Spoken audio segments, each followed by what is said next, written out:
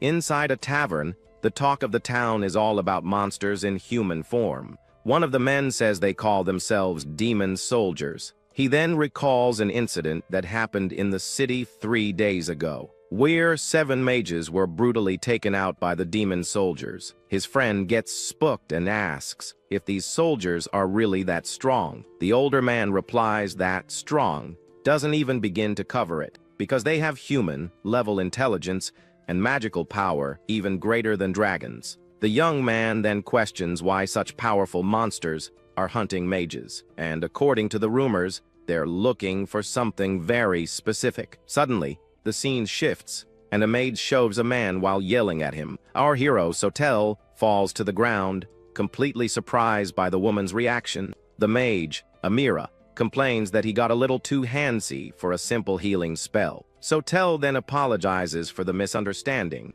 but he quickly explains that her wound was complicated because it had 2 different poisons. The healer asks if she didn't go a little too far, and she turns to a blonde guy. Shiero and Radian join the conversation, and Radian tells her to just drop it. He says it's a waste of time, and that even looking at Sotel will ruin his drink. Our protagonist is bummed out but agrees in the end. Radian then says Sotel's job is done, and tells him to get lost, and he throws a few coins on the ground as a humiliating payment for the healer. Radian tells him to come back tomorrow, and the party starts to leave, but Sotel calls out to him. Our hero then asks, outraged, if that's all he's getting paid, because on the ground were just a few measly bronze coins. Without even looking back, Radian replies that's what his work is worth. He humiliates him further, saying Sotel is just a burden who hides in the shadows. And right after that, the party enters the building, leaving him all alone.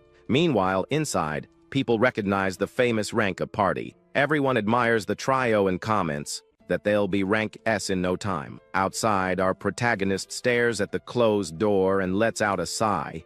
He then remembers he was injured and uses a healing spell on himself. After that, our protagonist gets lost in thought, staring into space. He glares at the coins on the ground with a look of pure defeat. Sotel squeezes his eyes shut, trying to hold back all his anger, and he sits on the ground, wondering what he's even doing with his life. Our hero just sits there with a completely defeated posture. All alone on that cold street, he reflects on his future. Looking up at the moon, he thinks that maybe he should just give up on being an adventurer.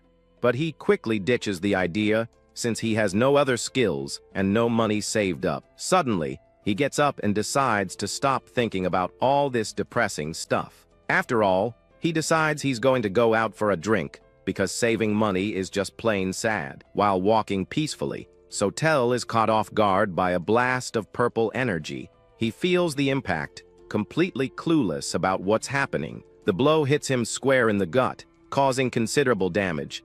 With wide eyes, our hero can't process the situation. He looks down and sees his abdomen is bleeding a lot. The confusion soon gives way to an expression of anger and determination. Seeing his hand covered in blood, he wonders what in the world this is. A cloaked figure appears and laments, having missed the attack that was supposed to be fatal. Our hero senses the presence and notices it's no ordinary human. On the rooftop, the monster observes him with a powerful aura. Sotel feels an immense magical power, stronger than any rank S he's ever seen. The monster introduces himself as Zeon, a demon soldier in the service of the Demon King.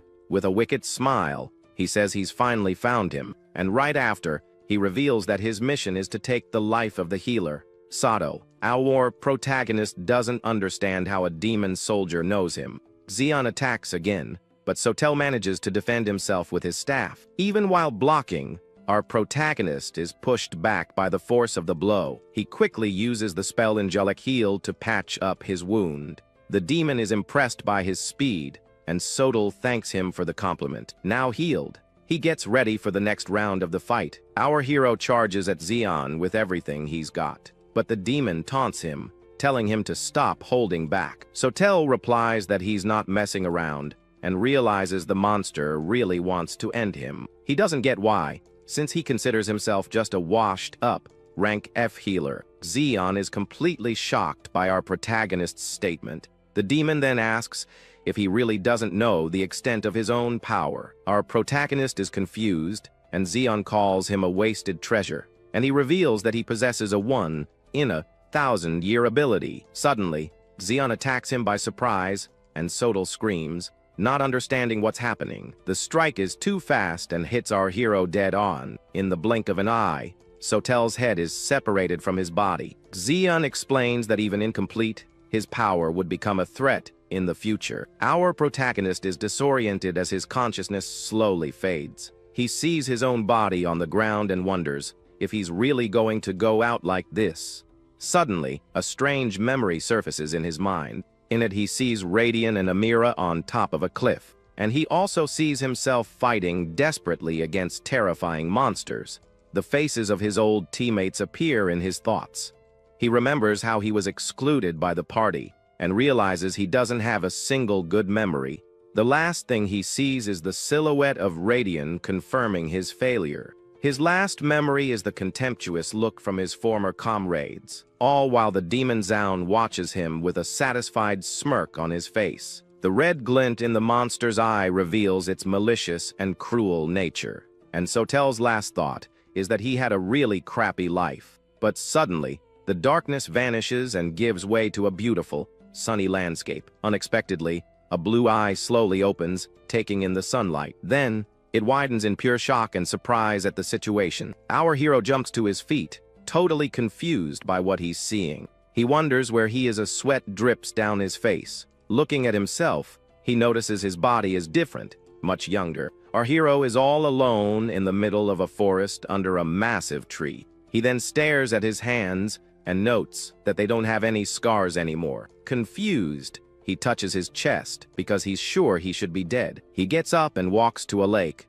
wondering if he somehow came back to life, but he quickly dismisses that idea, since that would be impossible. And upon seeing his reflection in the water, he sees the face of an unknown young man. Suddenly, 3 men appear, and one of them says he isn't dead after all. Our hero turns his head, confused by the stranger's comment. The man says he looked dead yesterday, and that it would have been better if he'd stayed that way. Sotel stares at the group, trying to figure out if they're enemies. The heavyset man calls him Tyria and tells him to get up and get ready. Our boy is confused by the situation and assumes they must be allies, but the guy grabs him angrily, and our hero asks who they are. The man then questions if he got beat up so bad that he lost his memory, and he even threatens him with another beatdown to see if that'll wake him up. Our protagonist notices that Tyria's body is covered in wounds, just like his was. And as he realizes his soul has moved into the young man's body, a punch comes flying. But our hero stops the punch with one hand and calls the attacker kid. The man and his friends are totally shocked by the change in attitude because he realizes this isn't the Tyria he was used to pushing around. Suddenly, a green healing aura starts emanating from our hero's hand, and he uses the spell Fairy Heal to mend all his injuries.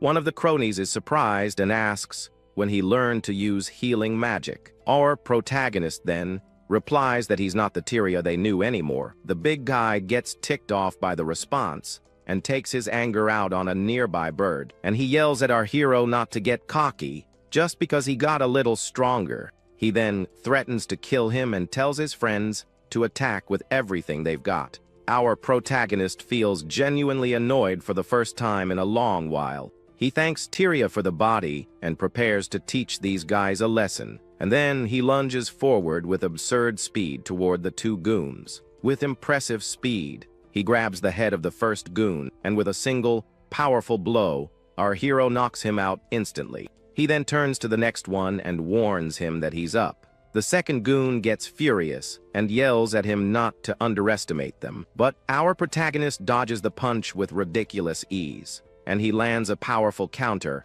attack right in the brute's stomach. The man is left gasping for air, and our hero comments that the hit wasn't half bad. The leader of the group is shocked, wondering what the heck is going on. Our MC picks up the staff from the ground, with the 2 goons already defeated, and with an intimidating glare, he asks if the big guy wants a beating too. The man is completely frozen, with fear at the question. He freaks out and starts yelling that just yesterday, Tyria was a useless dead weight. The boss calls him worthless and is outraged by the sudden change. Our hero replies that he's heard the word useless plenty of times in his life. The heavyset guy then grabs a club and charges at him full force. But our protagonist says that as an adventurer, he's already been through hell, and using all his experience, he braces for the enemy's attack. Our boy blocks the club and lands a solid punch right in the big guy's face. He then says that using power without thinking is like a child's tantrum, and with a final apology, he ends the fight by throwing him backward. With the last blow, he says the guy can't even beat a rank F like him, and just like that,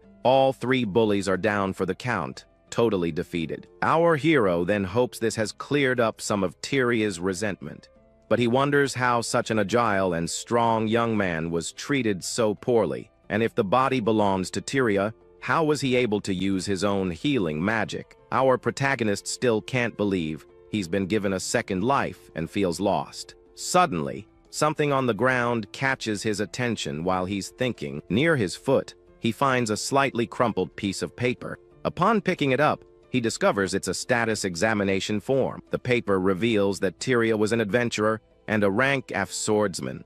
Our hero then decides he'll also take the exam to understand the situation. Besides, he remembers what the demon soldier Xion said about his rare ability. The Adventurers Guild uses a special magical tool for this exam, because ranks are a system that shows an adventurer's aptitude and power. Our hero remembers he hadn't done one of these in years because his skills weren't improving, and Radian would always yell at him for wasting time on useless things like that. He then arrives at the Adventurers Guild to finally take his exam, and right after, he sits down to check the results he just received. Our protagonist starts reading the paper to first see his basic status page, and the sheet shows the name Tyria, but the class and spells belong to Sotel, the healer. The paper also shows that his spell, Prayer to the Gods, is still unusable, but he wonders if this could be the ability the demon soldier mentioned. Then he turns the page and is shocked to see two skills he didn't recognize. Our protagonist is surprised by the skills Club and Full Auto. He remembers that Club is a common skill for physical attack classes, and even though he's a healer, he manifested it from swinging his staff so much. This means the real focus here is the ability called Full Auto, because it automatically activates its effects on the user and any allies he recognizes. Our hero then wonders if this is the so-called 1-in-1,000-year skill. He decides he needs to test it in the field, but suddenly, he hears familiar voices. Radian and his party enter the guild, and the blonde says Sotel isn't there. Amira complains that he's a terrible old man for running off without saying anything. Our boy gets tense, having completely forgotten about his former companions. Meanwhile, the trio looks for a new quest, since they're without a healer. Shiero says it's not their problem, and Radian tells them to just pick a mission already. Suddenly, Radian turns around, annoyed, and asks what the kid wants. He tells our hero to scram, because they're not some circus attraction. Amira then tells Radian to just forget the old man and move on. She adds that he was useless anyway, and left them with this whole mess. Our protagonist just watches the group. Our hero is shocked, because he realizes that no one recognized him. He then turns his attention back to the paper in his hands, still processing everything. The sheet shows the name Tyria, but his healer class and rank F. He thinks about the three guys who are tormenting him when he woke up, and also about the other acquaintances who were at the Adventurers Guild. And finally, he remembers his former teammates. None of them realized he was Sotel, the party's former healer. This makes him think that maybe he can start his life over from scratch. For a long time, he was an adventurer who had given up on everything. He needed money, and for that, he humbled himself before people like them. Our protagonist remembers his crappy life with a bitter smile, but now, with a determined look, he decides to put an end to that past. He crumples the paper in his hand with force and conviction, and he stands up, ready to finally leave his old life behind. To test his new skills, he accepts a very simple mission. The task is rank E, and consists of eliminating 30 wolves from the forest. He uses the staff he picked up to defend against the creature's first attack, and with his eyes glowing, He prepares to use one of his new skills. Our hero then uses club and lands a devastating blow on the wolf. Another monster charges forward, and our boy gets ready for the next attack. With another clean hit, he finishes off the wolf and thinks about how good the skill is. Suddenly, he feels a surge of power and sees that club has already leveled up to 2. And the party doesn't seem to be ending, as 3 more wolves emerge from the forest. With a confident smile, he prepares to test his full auto ability. Our hero then extends his hand and shouts the skill's name with all his might, but to his surprise, absolutely nothing happens, and he's left confused. One of the wolves takes advantage of the distraction and lunges at him. With no time to think, our boy reacts and lands a solid punch right in the mutt's face. He then wonders why the ability didn't activate, as he expected, but looking at the paper in his hand, he finally understands why. The skill activates automatically on him and any allies he recognizes by name. And to test his theory, he lets another wild wolf charge at him. The monster bites his arm hard, but our protagonist doesn't even flinch. And out of nowhere, the wolf's teeth shatter as if they'd bitten a rock. The creature is left with a broken jaw, crying out in pain from the result. He then realizes the skill is incredible, and with it, the damage he takes is almost 0. Our hero understands why the skill is a treasure, as it levels up faster. Now, everything makes sense, and he finally understands the demon soldier's motive. Because if he develops this ability, he could become infinitely stronger. The skill wasn't non-existent, he just didn't know he had it. And now he can start over. The ability had been active the whole time, but he simply didn't know it. And since he only ever faced strong opponents, he never felt its benefits. Now his body feels as light as a feather as the last wolf stares him down. He can see the creature's every move, as if it were in slow motion. Our hero understands that he'd been receiving the skill's benefits for a long time without noticing, and after the battle, the bodies of the wolves are scattered across the clearing. He then stares at the paper with the information about his new abilities, and he thinks that the full auto skill was something even the Demon King feared, but by a twist of fate, he came back to life and can now master this skill. With a dirty face, he promises to turn the tables and live this second life like a king. Back in the city, our boy walks the streets with a new purpose. He returns from the hunt carrying a huge, heavy sack on his back. The mission was to kill 30 wolves, but he got carried away and hunted triple that amount. Arriving at the guild, he sees an adventurer trying to flirt with a receptionist. The guy is holding the woman's hand with a very charming attitude. He calls her Rosa and asks if she has a little free time for him. The woman smiles shyly, but seems to be enjoying the attention. The adventurer says her shyness is cute and asks her out, but their conversation is interrupted when someone shows up behind the guy. The adventurer then slaps their hand away. The adventurer gets annoyed, but is cut off by a loud thud on the counter, because our hero slams a giant sack on the table, startling the receptionist, Rosa, and right after that, he throws down another huge sack, surprising the woman even more. Our boy then asks with an innocent face if he did something wrong. Poor Rosa is almost buried by the sacks of items he brought, and she's even more shocked by the size and weight of it all.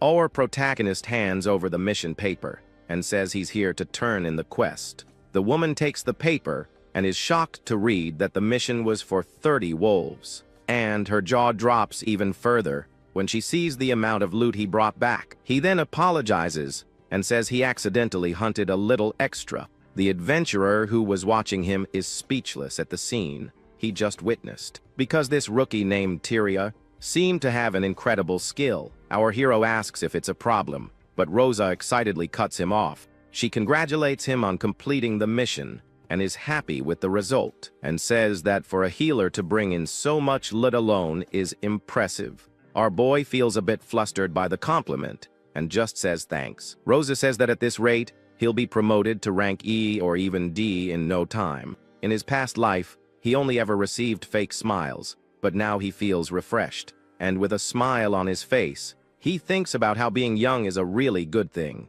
But the adventurer rudely tells him to get out of the way. The adventurer then glares at him and asks if he's a rookie around here. Our boy vaguely replies that it's something like that. The guy laughs cockily and says he can see right through him, because he accuses him of just trying to impress the receptionist. Our hero calmly asks what would be wrong with that. The adventure then concludes that he just bought all those items somewhere. Our protagonist then questions what he would gain by doing that. The guy replies with a smug look that he's just a weakling, and he even brags, saying he always completes his missions solo. Rosa lets out a very forced laugh at the guy's pathetic display. Our boy finally gets it and realizes the guy has a crush on the woman. The adventurer provokes him to answer the accusation already. Calmly, our hero says he gathered everything with his own strength.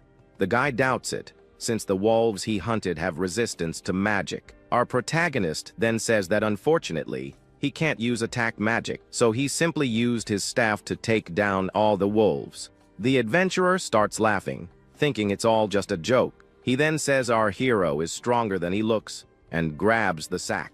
Our protagonist realizes there's no point in saying anything more to him. The guy gets annoyed by our hero's look. Our hero then tells him to take it however he wants because they won't be seeing each other again. Angered by our boy's attitude, the adventurer clenches his fist tightly, and he yells for him not to get a big head as he lunges forward with a punch. But suddenly, our protagonist's eye flashes with an intense blue light. The guy lands a solid punch on his face, but the blow has no effect at all, and the result is not good, as the adventurer screams in pain from the impact. He then looks at his hand, not understanding what just happened there. It's completely bruised and bleeding because of the punch. The guy asks what was done to him, and our hero replies, nothing. Our protagonist says he didn't do a thing, and that it was just his defense skill, and from the impact of the punch, his full auto ability levels up to 2. Thus, his self-healing and reflex enhancement also improve. The people around them comment that the injury looks pretty painful, and they even find the guy pathetic for getting beat up after starting the fight. The adventurer is filled with shame and anger over the whole situation, so he grabs his sword, ready for round 2 of the fight. He draws his weapon, completely determined to get revenge on our hero. Yelling that he'll never forgive him, he charges forward with a sword attack. Our protagonist calmly predicts the downward strike coming from the right, and he easily dodges the attack by just stepping to the side. The adventurer is shocked, not expecting him to dodge so easily. Even with an injured hand, he prepares for the next sword attack. Then he tries a horizontal slash from the left, but our hero predicts the move. Thanks to his skill,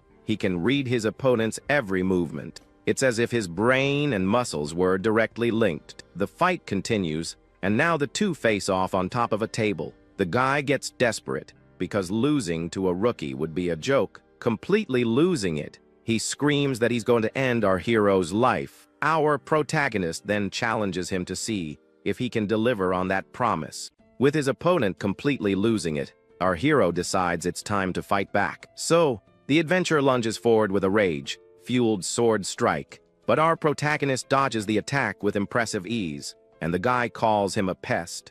The adventurer's face twists in rage for not being able to land a single hit. He tries a horizontal slash, but our boy ducks and dodges it again. Our protagonist then says the guy is an adventurer too, and gets ready for a counterattack. Seeing the punch coming, the man tries to defend himself with his sword. His eyes go wide with fear as he sees the speed of the incoming attack. Meanwhile, our hero stares him down with a serious look, his eyes glowing blue, and with a cold expression, he says it's nothing personal before striking. The adventurer attempts a desperate strike, but our guy shatters his guard. In a swift move, our protagonist grabs the guy's hand with absurd strength. The man is in complete shock, not believing what's happening. With a single move, our hero flings him away, his sword flying through the air, and to finish it off, he lands a powerful punch right in the adventurer's face. After the fight, our guy is a bit confused by the result of that punch. He looks at the staff he used in the blow and notices something strange. Our protagonist thinks he didn't use much force and wonders if another skill leveled up, but he finds out that's not it, and suspects his rank might have gone up. And upon checking his stats, He sees he went from an F rank healer to an E rank. The punch sends the adventurer's mug flying, and it shatters on the floor, splashing booze everywhere. Then, his sword clatters to the ground, and the fight finally comes to an end. The guy's friends are just standing there, jaws dropped, not believing the beatdown he just took. The adventurer is left sitting on the floor, totally defeated, as our hero walks away. Our guy feels a little awkward with all the attention he's getting, so he turns to the fallen guy and asks if he's okay. The man looks up, still in shock from our protagonist's strength. Everyone in the guild, including Tyria and the other adventurers, is impressed by the scene. The loser's face turns red with shame and anger for being so humiliated. He struggles to his feet, still feeling the pain from the hits he took, and without a word, he and his buddies leave the guild with their tails between their legs. Our protagonist just watches their pathetic exit with a smirk. Suddenly, a group of adventurers approaches him with a really friendly attitude. One of them calls him man, and seems super excited about what just happened. The guy congratulates him, saying he's awesome, and that the jerk won't be coming back. He ruffles our hero's hair, who gets flustered and tells him to stop. The adventurer then calls for Tyria, who walks over to the group.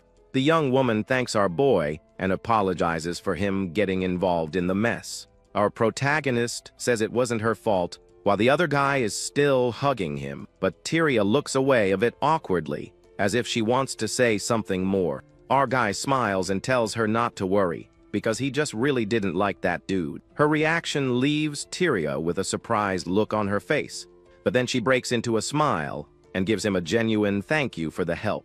After the commotion, our hero says goodbye to the folks at the guild and goes on his way. He then walks alone through the city streets at dusk. He lets out a sigh of relief as he watches the sunset over the bustling city. Our protagonist strolls through the streets, thinking about everything that happened. He reflects that he was attacked, came back to life, and even did a solo mission, all in a single day, and with a slight smile on his face. He thinks about how insane all of it was, but despite all the craziness, he admits he had a lot of fun. He remembers that for decades his skills never improved, and he was a total failure. However, now he reaches his hand out to the sun, feeling this new opportunity. Living a new life in this body might not be such a bad idea after all, and with that in mind, he decides he can head to the city of Baldaria. He remembers the last time he was there was about 3 months ago, and it's not a fond memory, since he was thrown into a monster nest.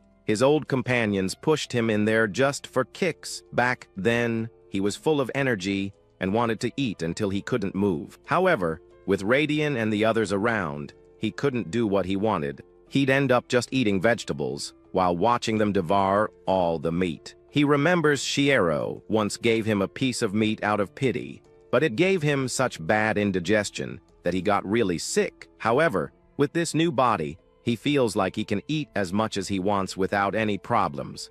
Our guy then stops for a moment to reflect on his new life. He has a lot of questions about the why and how of it all, but he decides that what's done is done, and it's better to just get used to it.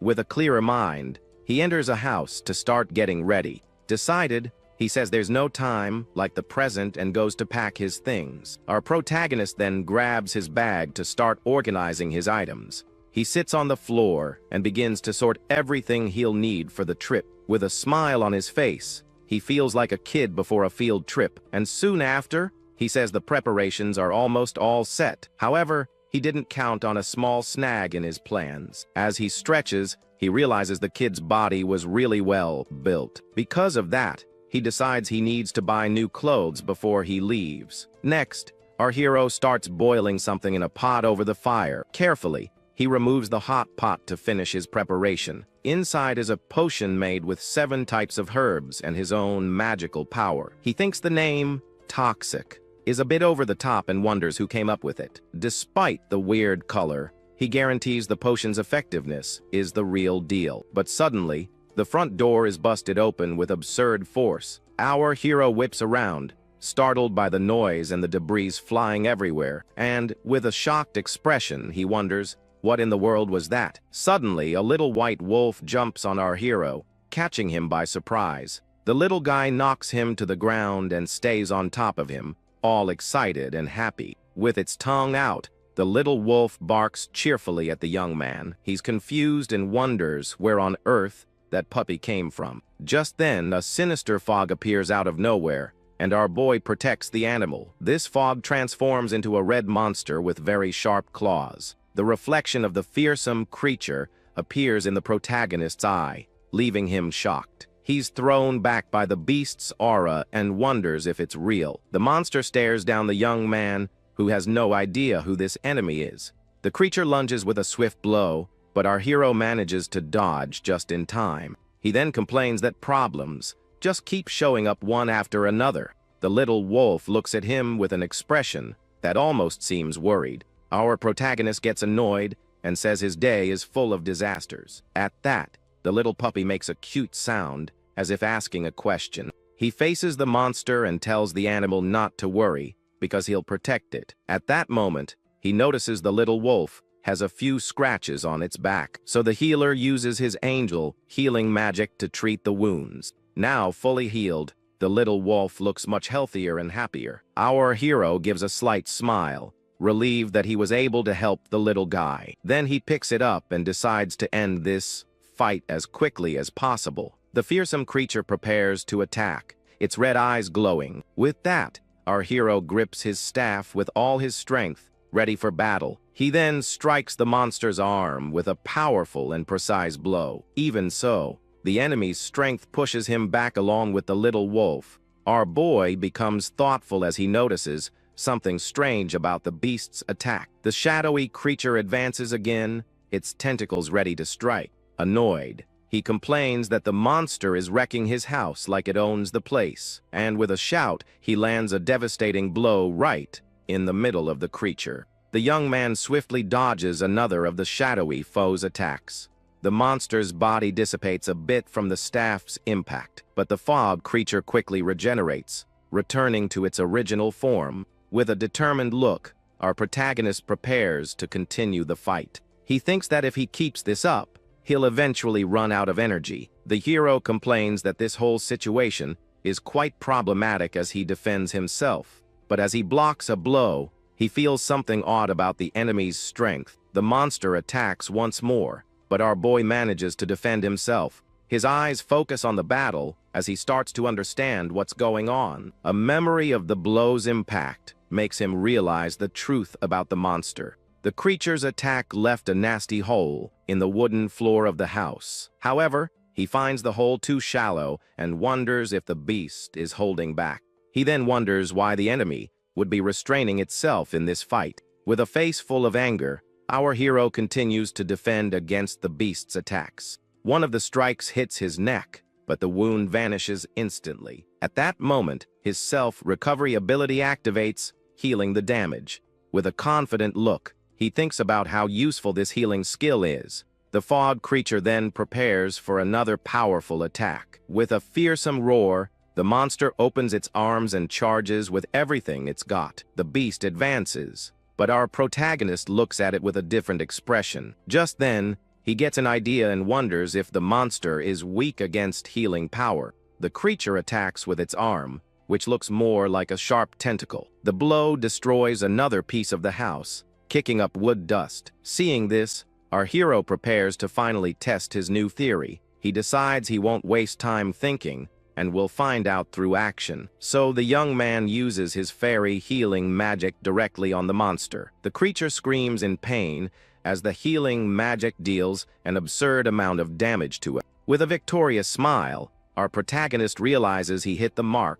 The monster retreats, feeling the power of the holy magic searing its body. Seeing the enemy's weakness, the young man advances with his staff ready to strike. He then starts using his fairy healing repeatedly on the enemy without stopping, and with one last healing blow, he prepares to end the fight for good. He keeps attacking the beast with his healing magic relentlessly. Our hero focuses all his energy into the staff for the final blow. With a determined shout, he says that this will end it once and for all. Then he jumps and uses his angel healing with all his might against the enemy. The monster faces the attack, its red eyes wide with surprise. With the impact of the magic, the creature's body breaks apart into several pieces. And so, the fight comes to an end with our protagonist standing victorious. But he's a little confused, as he sees no trace of the enemy. Our boy then opens the door and looks outside to see if everything is okay. He finds it very strange that the monster didn't leave any remains behind, and he thinks it's the first time in decades he's seen a monster weak to healing. After checking everything, he goes back inside, still thoughtful. The young man puts a hand on his head, feeling a bit dizzy and tired.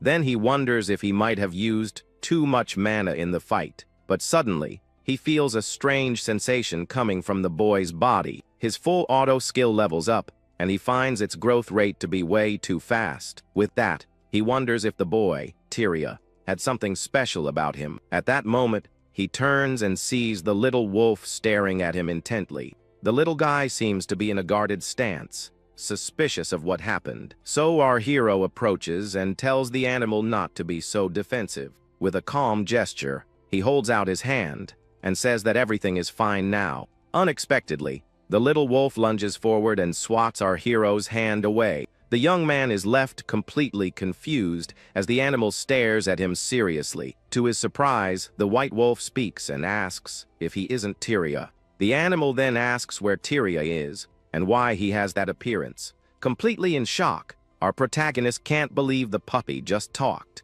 A status screen appears, revealing that his skills have leveled up. Filled with anger, the wolf bares its teeth and demands to know what he did to Tyria. The healer then asks if Tyria was perhaps the owner of this body. The animal seems to understand the situation and readies its sharp claws. Full of fury, the wolf accuses him of simply stealing its friend's body. The young man quickly tries to explain, denying that he did that to the boy, but the animal doesn't listen and lunges at him with all its fury. Now the two face off, creating incredible tension, and the wolf is ready to pounce. Our hero yells as the white wolf leaps toward him to attack. Without hesitation, the creature bites the young man's arm with considerable force.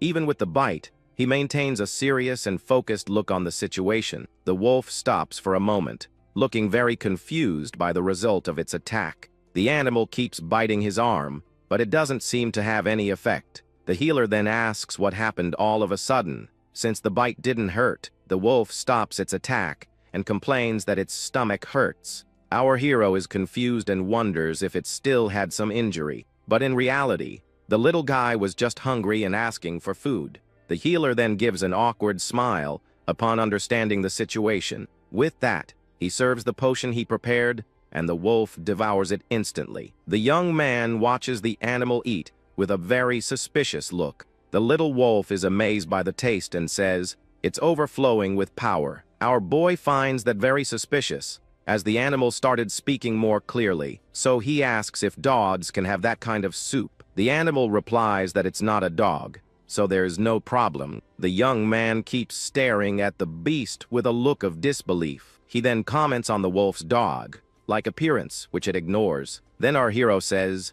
the animal bit him quite a bit earlier. The wolf apologizes and says it didn't realize he was complete. The young man doesn't understand what that means, but the animal says he'll find out soon. With a thoughtful look, he decides to ask the little wolf another question. He then asks why the animal was with Tyria's body. The wolf explains that Tyria was a child chosen for some reason.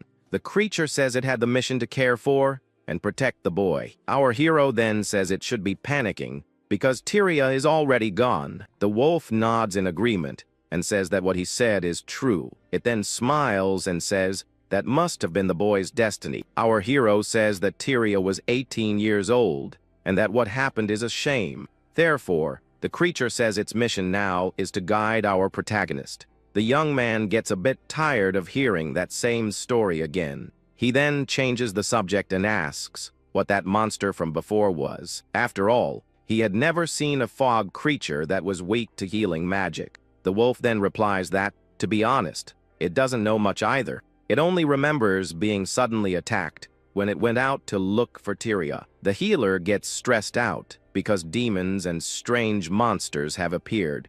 The creature then looks at him and asks if he happens to know about the demons. At this, the wolf gets serious and wonders if they've finally started to make their move. The animal stays silent for a while, making our hero very curious. The young man sighs and says that if it's not going to talk, then just forget it. With that, he picks the little wolf up in a very clumsy way. The healer carries it to the door and says it can go home now. He then reveals that he's going to start a journey the next morning. The young man says it's none of its business where he's going, as it's his new life. But the wolf refuses and says it will accompany him on this journey anyway. After all, it says that if it doesn't, it won't be able to face Tyria later. Our hero says he doesn't need a guardian, as he's too old for that. But the wolf insists it needs to stay by his side, especially if the demons have made a move. Then the creature starts to glow and says it's surprisingly useful when it wants to be. Our boy is shocked by the light, and the animal says it hasn't properly introduced itself yet. It reveals itself as Gracia of the Sky Messenger's clan and carries him into the air. Our hero gives a somewhat forced smile at the whole unexpected situation. His blue eye reflects the sky as he flies on the back of the giant creature. With that, the two fly through the skies at high speed, soaring over the entire city. Then he gets a view of a couple holding hands, walking down the street, and also of a guy dancing, and another one crouching to pick something up from the ground. Gracia then tells Sotel to use him if he has a goal for this journey, and with that, the two continue their flight through the city's skies toward the horizon. The healer becomes thoughtful at the word "kus," as he doesn't really like it. After all, that word reminds him of how he was used and betrayed in the past. He remembers his old companions and how he was cast aside by them, but he sees it as a contract where he receives benefits in exchange for being watched. The young man thinks that maybe it'll be good to spice up his new life a little. With a smile, he agrees and says he will use him without any reservations. Gracia then asks for their first destination, and our hero replies that it will be Bardalia. The wolf recognizes the city, and the young man says they'll go to Filialka, the city of fairies, afterward. Our hero explains that he likes the figures from that city, and the wolf finds that hobby quite unexpected. The young man agrees with a thoughtful look, but he has other plans in mind. He wants to drink sake and eat some really grazy meat skewers. The healer also wants to enjoy his hobbies to the fullest without any worries. With a smile, he says he wants to get back all this little happiness he lost. Then the two arrive in the city of Bardalia, which is very busy at dusk. Through the streets, many people are walking and enjoying the city's peaceful night. Our hero observes the hustle and bustle and the food stalls with a curious gaze. Gracia comments that the place is very lively and seems excited by the view. The young man agrees and says the energy here is different from where he used to live, and that's why he wanted to stop by Tyria's house to get some new clothes. But the creature says their time is limited and they can't waste it. The wolf suggests he use fur like it does, and the young man replies that he's unfortunately human. The creature then looks at him with a smile and asks why he's so grumpy. Just then, they arrive at a shop, and Gracia asks if this is where he wanted to go. The young man then opens the door and enters the establishment to do his shopping, but to his surprise, the place is dark, and he sees only one woman inside. The lady apologizes and informs him that the shop is temporarily closed for the day. Our hero is a bit surprised and disappointed by the unexpected news. With a sigh, he just nods and prepares to leave the place. The lady apologizes and says the shop won't be opening for a long time. Our hero is confused by the news and doesn't understand the reason for the closure. She then explains that the truth is they can no longer go to the animal pasture. That was a peaceful place where the creatures grazed freely. But now a dragon has settled in a cave right in the middle of the path. The young man is completely shocked and asks if she really said a dragon. The woman just confirms with a nod, her expression very sad and disheartened. With that, the two say their goodbyes and leave the shop without getting what they wanted. Gracia comments that not only was it a dragon, but it was also a rare variant. The creature says our hero is unlucky to be stopped right at the start of his journey. The young man then clenches his fist tightly, showing his determination. With a confident look, He says that's why he's thinking of taking down the dragon. The wolf is shocked by the idea and asks if he's gone crazy. After all, even a normal dragon requires an A-rank party or higher to fight. But the healer shouts that it's human nature to want to take on impossible challenges. The creature looks at the young man with an expression of disbelief at his craziness. Gracia then asks if he has any chance of winning that fight. The young man says the dragon's specialty is poison, and that it's compatible with his healing, but he admits that its method of attack is still a big problem in the fight. He explains that its scales are harder than orichalcum, and Gracia notes his experience. Our hero reveals that a long time ago, he fought against dragons a few times, but he only remembers being treated like a shield and having some terrible times. The creature gets confused and wonders about this long time ago. The young man laughs and says he's much older than he looks. Then, he admits the odds are against him if he attacks the way he is now. Gracia looks at him seriously, as he says he needs weapons and equipment. That's why he wants to get some armor, and the wolf has no objection. With their plan set, the two then arrive at a weapons shop in the city. Our hero enters the place, and a bald shopkeeper greets him with a welcome. The healer says he's going to hunt a dragon, and asks if he has any weapons for it. The man is very surprised by the request and repeats the word, dragon. With a mocking smile, he tells the boy to forget it and go play with his little dog. Gracia gets furious, but our hero calms him down and apologizes for his temper. The young man then tells him not to worry, as he has plenty of money. With that, he throws a heavy bag full of coins onto the counter. The shopkeeper stares at the bag of money with an expression of pure surprise. Then he opens the bag carefully, while the little wolf watches him angrily. The bald man is completely shocked to see the amount of money in there. To his surprise, the bag was packed with dozens of gold coins. In disbelief, he picks up one of the coins to make sure it's real. The gold coin shines brightly in the shopkeeper's hand, much to our hero's surprise. With that, his attitude changes, and he says the young man should have said so sooner. The man quickly recommends a staff made from a spirit tree over 100 years old. Our boy laughs and thinks it was a great idea to hunt monsters. The shopkeeper continues showing off various other pieces of equipment with a big smile, but the young man's gaze focuses on something, and the man carefully picks up a sword. His blue eyes sparkle as he sees the weapon, which gleams with a strong, golden light. The healer then takes the sword, and the shopkeeper praises him for his good taste in choosing it. He then explains that the weapon is made from a rare, or called atherast. The sword emanates a blue aura, and its magical conductivity is very high. The shopkeeper then asks where he's from, as he's never seen him around before. He notes that the young man is well dressed, and that even his dog has a dignified air about it. At that, our hero says he'll buy it, and Gracia asks if he knows how to use a sword. The young man replies that, to tell the truth, he's never held a weapon like that before. He remembers that swords were Radiant's specialty, but he thinks it looks really cool. Seeing that, Gracia says it's his money, and he can do what he wants with it. The healer then leaves the shop, all excited with his new sword on his back. After that, the two head to the forest, where the dragon is hiding. Upon arriving, they find a cave with pools of poison everywhere. The poison is stronger than the rumors said, and a green aura protects his feet. A green healing aura surrounds the white creature, preparing it for battle.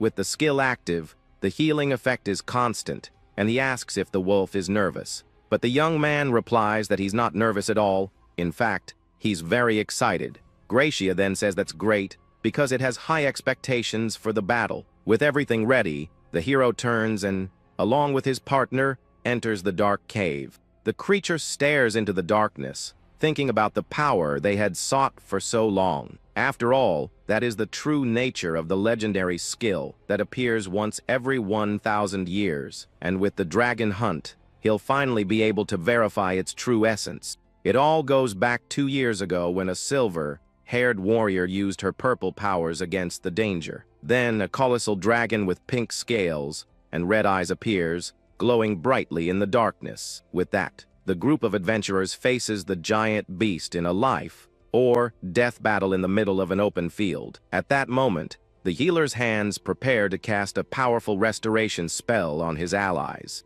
He then uses his angelic healing magic to restore the strength of his ally who was injured in combat. But the annoyed blonde man charges forward with his sword, ready to pierce the tough skin of this flying monster. The pink-haired maid shouts magical words as she prepares a fire attack against the winged enemy. A giant explosion occurs in front of the creature, while the warrior attempts a decisive aerial strike. At this, the giant beast glares at the humans with a look of pure hatred and contempt for their audacity. Radian grinds his teeth in frustration, realizing his physical attacks are having no effect on the beast. The swordsman then complains that at this rate, they'll all be exhausted before they even win the fight. At that moment, the sorceress with glasses orders an immediate retreat for the group to save their lives. The trio's leader looks surprised, realizing he can't defeat the monster alone in his current state. With that, he takes a firm step back as he plans a very cowardly move against his teammate. But the weak young man watches the blonde man approach with an expression full of malice and great hatred. Then, the brute grabs Sotel by the collar and says that if he has enough energy to talk, he should be useful now. He throws the poor healer toward the danger just to buy some time and get away as fast as possible. The silver-haired warrior watches the scene, completely shocked by the cruelty of her own ally. However, the mage gives a wicked smile, as she already expected the leader to do that to the useless boy. In the end, the hero falls to the ground alone, as the others run away, leaving him behind as simple bait. The young man is paralyzed with fear as he remembers his past life and the terror he felt that day. He remembers the creature opening its huge mouth, ready to swallow him whole without any mercy. Even facing his imminent end, he used his angel's healing to protect himself from the beast's venomous attack. The healer was thrown far by the force of the blow, but still tried to stay on his feet in the fight. Desperate, he drank several fairy healing potions to avoid being defeated by the giant creature. Back in the present, our hero and his furry partner face the entrance of the enemy's dark cave. He remembers that he was so injured back then that he could barely sleep, and that he's been through worse. Gracia asks if he's really going in, and the wolf says he won't repeat the mistake he made with Tyria. Our protagonist understands his new teammate's determination and agrees in silence. With that, the two enter the dangerous cave, which is filled with pools of purple poison everywhere.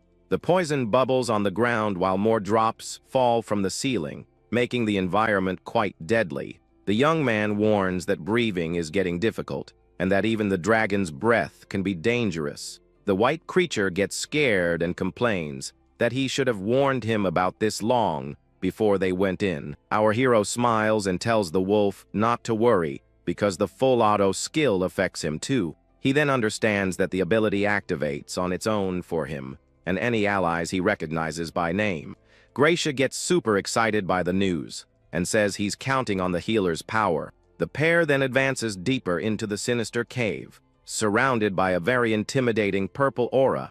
They walk carefully through the place, preparing for their encounter with the giant monster that lives there. Suddenly, the animal stares at something ahead with an expression of pure panic and great fear. Our boy senses the imminent danger and yells for his partner to watch out for the surprise attack. With that, the protagonist acts fast and shoves Gracia away while defending against the dragon's tail attack.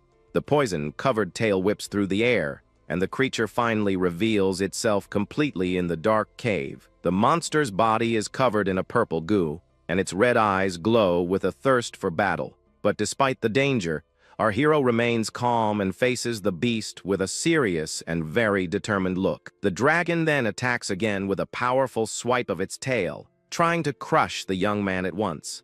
The impact of the attack kicks up a cloud of dust and poison that hits our protagonist head on. With that, the poison splatters everywhere, and even with protection, the young man feels the pain of the corrosive attack. He then realizes that his auto heal alone won't be enough to withstand the power of that poison. So, he uses his fairy healing, creating a green energy barrier to protect himself from the damage. He is surprised by the spell's power and realizes his new weapon is better than he imagined. The beast roars furiously while our boy compliments the enemy's power without showing any fear. With a confident look, he grips the handle of his new sword, preparing to finally counter-attack. He then says that if the dragon thinks this will stop him, it's mistaken, because he won't lose his second chance. The monster charges with all its might, ready to finish off the adventurer who challenged it. Gracia panics because the young man has never used a sword and has no idea what he plans to do with it. Then, our hero wields the sword still in its sheath, as if it were a large wooden club. He uses his club's skill and lands a blow on the dragon's head with the sheathed sword. The little wolf is completely shocked by the scene, not expecting such a bizarre move from his partner. The blow has no effect, and the beast roars as the young man admits his plan didn't work out so well. The wolf yells that it's a sword and he needs to unsheath it, and our hero laughs and agrees with him. Then, the dragon opens its enormous mouth to launch another one of its poisonous attacks. With that, the slimy beast unleashes a blast of green venom toward our hero. Even so, the young man faces the attack head-on with a serious and determined look. The venom hits him squarely, completely enveloping him in a toxic and deadly cloud. At that moment, Gracia panics and shouts his partner's name, fearing the worst. The entire cave is covered in a thick green smoke, with no sign of the protagonist. But to the little wolf's relief, the smoke begins to clear, revealing the young man's silhouette. He then emerges with his sword unsheathed and glowing, saying that was a close one. The wolf is shocked, wondering if he nullified the poison with healing magic on reflex. Our hero realizes his casting speed is off the charts and becomes thoughtful. The blade of his new sword shines with an intense blue light, absorbing his magical energy. He then understands that the sheath melted, but the blade absorbs his healing and is incredible. Gracia runs to him to see if he's okay, and the healer confirms that he's great. Without giving them time to rest, the monster lunges with its sharp claws for the next strike. With that, our hero prepares for the counterattack, swinging his sword with all his might. He tells the creature to calm down, because it's being very loud and restless. Then the young man charges forward with his blue, glowing sword, ready to slice the giant monster. A dark, muscular figure appears as the manifestation of his newfound power. Now, with his face hidden, he prepares to show the extent of his abilities. With a confident smile, he gets ready to use the full power of his new magic sword. Suddenly, our hero wonders what that strange sensation he's feeling is. With that, he charges forward with his sword in a swift and precise movement against the enemy. He then realizes his body is moving on its own, as if it remembers how to fight. In the blink of an eye, he cuts off the dragon's arm with absurd ease.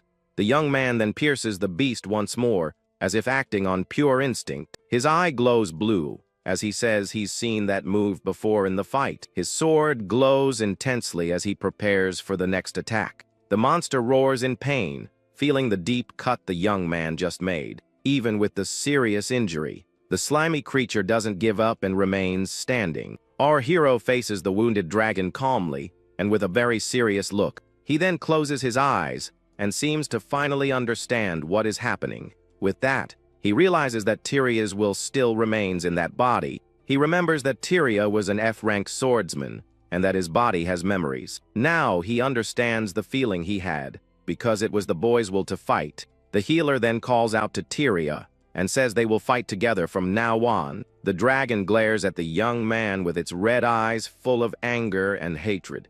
Now, the two prepare for the final showdown that will decide the fate of that fight. Our protagonist's eyes and his sword glow with an intense, blue light. The giant beast roars in pain and frustration as it reaches its limit. But suddenly, the monster makes an unexpected move and surprises the young man. With that, the giant beast charges furiously toward the two with its wings spread.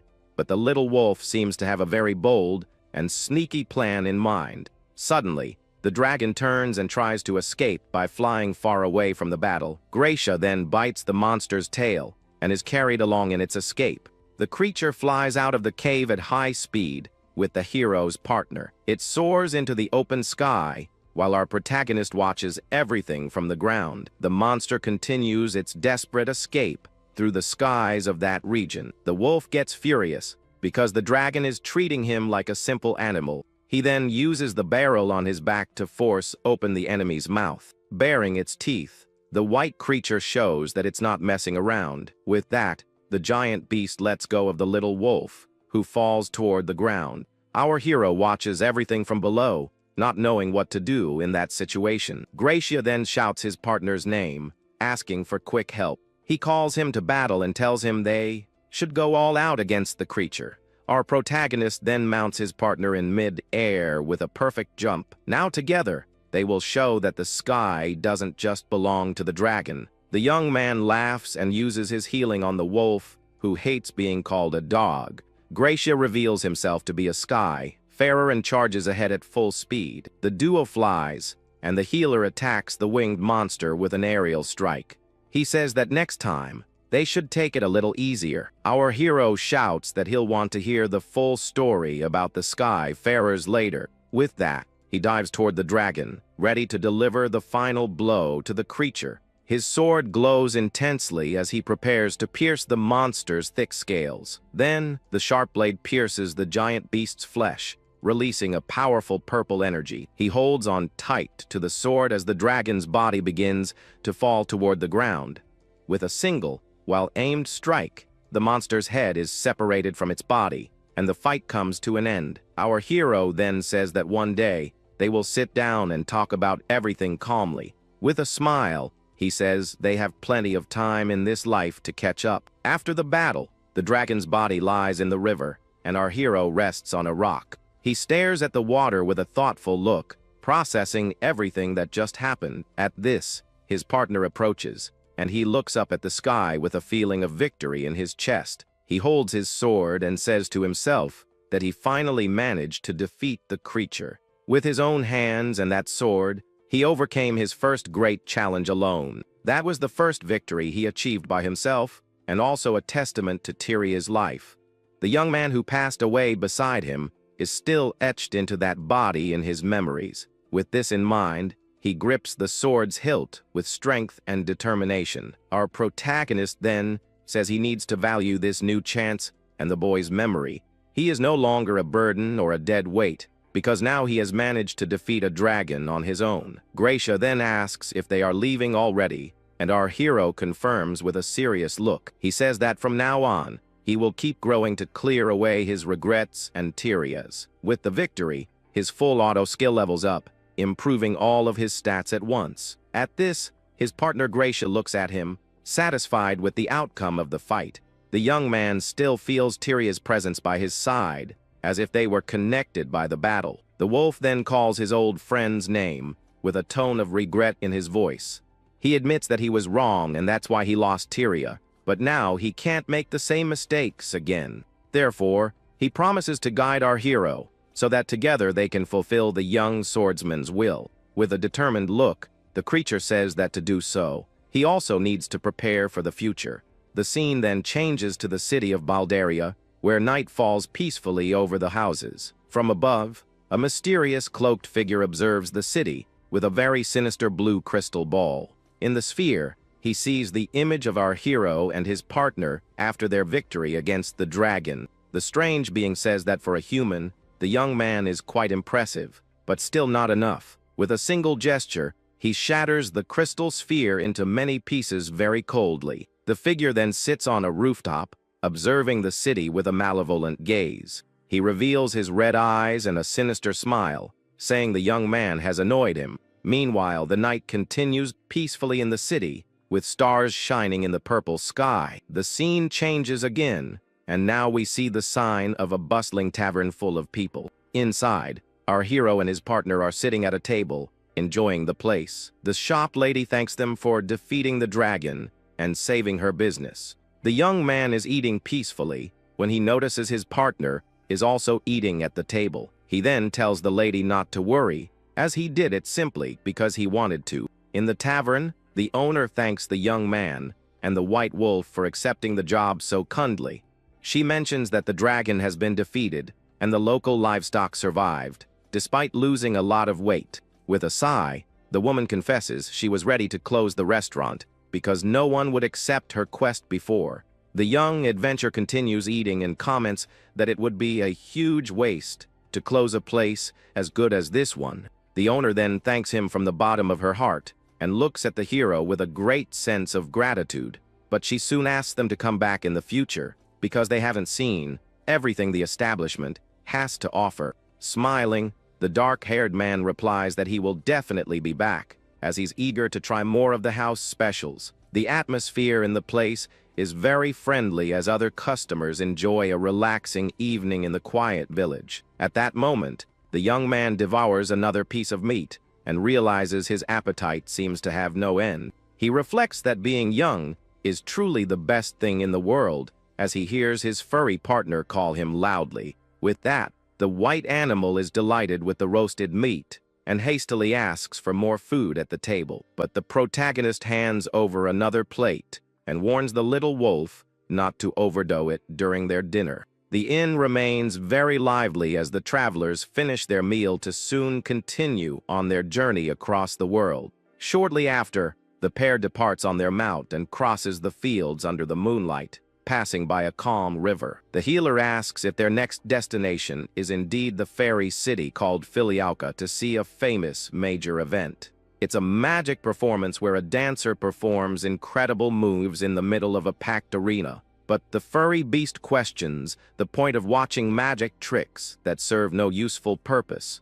With a smile, the hero tells him not to say that, because he'll surely end up liking it when he sees it up close. Suddenly, a sharp spear flies through the air at high speed, passing very close to the two friends' faces. At that moment, the young man and his companion have a look of pure shock, as they realize they are under a surprise attack. At that moment, we see a blonde archer in the middle of the dark forest, who seems to be watching the path carefully. Then, the girl appears in front of the dark-haired man and his wolf, and the mood gets a little awkward between them. But she quickly starts apologizing desperately for almost hitting them with her deadly attack. With that, the young woman shows she is very embarrassed and worried about what she just did by accident. At that moment, she bows deeply and repeats several times that she is very sorry for the scare she gave them. The protagonist then tells her to relax and not worry about what happened, as everything is fine. With a calmer look, the blonde girl thanks him and comments that she almost became a criminal on her very first day. He then makes a slightly awkward face upon hearing the new adventurer's confession, who seems to be quite clumsy. At this, the young woman looks at her own calloused hands as she holds her wooden bow with a certain amount of force and pain. But the hero notices that her fingers are bleeding from the excessive effort during her training today. The young man then asks if she has something important to do so quickly in her injured state. Surprised, the archer stares at the young man, not quite knowing what to say to his unexpected concern. Even so, she tries to hide the pain and says she needs to leave soon to not waste her time. At that moment, the dark-haired man observes her with a very serious look and realizes there's something wrong with this girl. This reminds him of himself, of the hard life he used to live, and he still sees himself in her. So, before she could walk away, the adventurer asks her to wait a second, quickly getting her attention. At this, he takes the young woman's injured hand and examines the deep cuts caused by the bowstring she uses. The healer then uses his fairy magic, creating a bright green light that envelopes her entire injured palm. The magical energy starts working instantly, closing all the wounds and relieving the poor blonde's fatigue. Finally, the girl is shocked to see that her hands have been healed so quickly and effectively by the young man. With that, the young man says she's pushing herself too hard and that the fear of not seeing results can be terrible. He remembers his past and warns that forcing things with willpower can break both body and mind. The archer listens intently as the hero asks if she thinks she can achieve anything in that state of exhaustion. At this, the young woman agrees and realizes he's right about the excessive training she was doing. The protagonist then says that after a good rest, she might be able to shoot even better with her bow. He smiles and says he's heading to Filialka and asks if she lives in that city since she was training there. With a gentle look, the young man asks if he can accompany her for a while on her way back home. The young woman is a bit surprised by the unexpected invitation, but doesn't seem to reject the idea of having company. With a smile, she accepts and thanks him very much for the kindness of the new friend she just met in the forest. But suddenly, the young man is shocked to learn that the Lumina figure event he wanted to see so badly has been cancelled. He then asks the girl if that sad news is really true, as he can't believe what he just heard. Lucia confirms and explains that the fairy princess Maris can no longer perform for some unknown reason. She comments that the young man is very unlucky, as it seems nothing has been going right for him on his journey lately. The blonde girl then pets Gracia's head and says that even the little doggy was looking forward to the show. Seeing this, the hero realizes that other people can't hear the voice of his talking furry partner. With that, Lucia asks if Sotel is a big fan of the Lumina figure performances to be so upset. He confirms excitedly and praises the magical techniques and delicate body movements of the show. At this, we see an image of the dancers performing with their purple dresses on a bright and magical stage. The young man then says with a smile that those performances are a true form of complete and beautiful art. He finishes by saying that in a way, the Lumina figure is a source of hope for him, and the blonde girl is surprised. He explains that some Lumina performers gave up on fighting, and he feels a connection to them. The young man remembers that even healers need attack magic to level up in the guild, but no matter how much he trained, he could never learn any offensive spells to defend himself. The blonde girl is confused by the young man's story and doesn't quite understand what he means. But seeing the performers on stage gives him courage and seems to save his old self from the darkness. With a smile, Lucia says that he says things that don't match his apparent age. She then reminds him of his own words about not needing to rush to get things done. The dark-haired man smiles and agrees that she's right about the advice he himself gave earlier. He then changes the subject and asks why the dancer Maris can no longer perform at the event. The protagonist has a serious expression as he awaits the answer from his new companion. With a sad look, the archer reveals that the truth is Maris is sick with something serious. It's an illness that can't be cured with common remedies and requires material from a special monster. That's why the young woman clenches her fist and says she's trying so hard because of her sick friend. The young man then understands everything and asks if she was training with her bow and arrow for that reason. She confirms with a smile, saying she knows it's impossible, but that it's something she has to try. With a determined look, the blonde girl reveals that the girl is her one and only true best friend. The healer then smiles with his eyes closed and says that the blonde is very strong for doing this. With that, he asks what exactly is the material needed to create the cure for the illness. The young man gives a slightly sheepish laugh upon hearing the name of the ingredient, which seems quite familiar. The girl finds his reaction reckless, but the hero comments that they have a dragon liver. The young man shows the dragon liver to the blonde girl and asks if they can save Maris with it. At this, the archer is left completely speechless by the revelation and stares at the item with wide eyes. With that, the hero holds up the pinkish organ and says it can't be a lie because he got it himself. The scene then shifts to the city of Filialka, where the magical night covers the houses with a purple glow. Inside, we see Maris lying in a bed with red marks, showing the severity of her illness. Lucia runs into the room and calls for Dr. Eleanor, who waits for her with a serious expression. The brown-haired doctor looks at the young woman with a calm and professional expression on her face. With that, the doctor sits beside the bed while the blonde girl approaches to deliver the great news.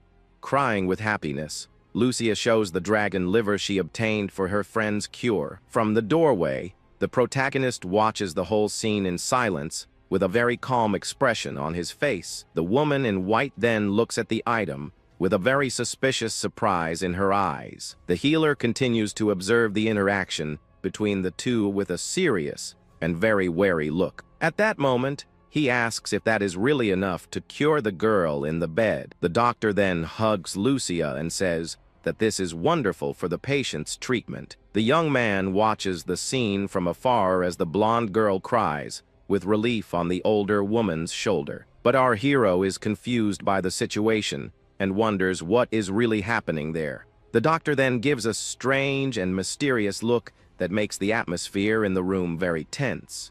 With tears in her eyes, the archer asks if this means her friend will finally be saved. The woman confirms that she will save her, and Lucia celebrates the news she had been waiting so long to hear. Eleanor then looks at the young man and asks if he was the one who brought the item, and he says it was a coincidence. The doctor gives a suspicious smile and says she understands the situation clearly. With a serious look, the protagonist simply replies that it was very lucky. Suddenly, he feels a strange energy, and his eyes widen in shock. He then wonders why his full auto skill activated, even when he wasn't in combat. At this, the woman's movements seem slow, and he questions if it's the enhanced focus. A dark figure with glowing red eyes suddenly appears in his mind. He has a vision of a giant skeleton as the doctor says she will prepare the medicine. The young man then approaches her with an expression of pure suspicion and tension. With that, the adventurer is on high alert as he feels something is very wrong. Lucia notices his attitude and calls his name with a concerned expression. She tells him not to worry because Dr. Eleanor is very trustworthy in the city. The blonde girl explains that even the children take her medicine and call her a mage. The healer hears the story and comments that it is indeed impressive. Then the bedroom door closes, and the atmosphere inside becomes much heavier. Our hero wonders what that sense of danger he felt a moment ago was. The doctor returns with another patient, and the archer asks if it's what she thinks it is. At this, the woman shows a vial with a red and very shiny potion in her hand. She says with a smile that if the sick girl drinks it, she will recover instantly. The marks of the illness are still visible on poor Maris's face and neck, but the young man interrupts and says he wants to ask something just for educational purposes. With a serious look, the protagonist asks what the ingredients of that suspicious medicine are. The doctor gives a smile and says she will list some of the components of the magic potion. At this, she mentions dragon liver and other items as she prepares to give the liquid. She then says that the rest of the ingredients are a secret and brings the vial closer to the patient. But the young man acts fast and grabs the woman's arm, stopping her from giving the medicine. With that, he says that even a healer like him knows that potion. A dark image of a skull forms in the red liquid, revealing the truth. Then he reveals that it's a deadly poison that destroys people from the inside out. He reveals that the medicine is actually a deadly substance that destroys people from the inside. The archer is shocked by this and doesn't understand a thing about what's happening.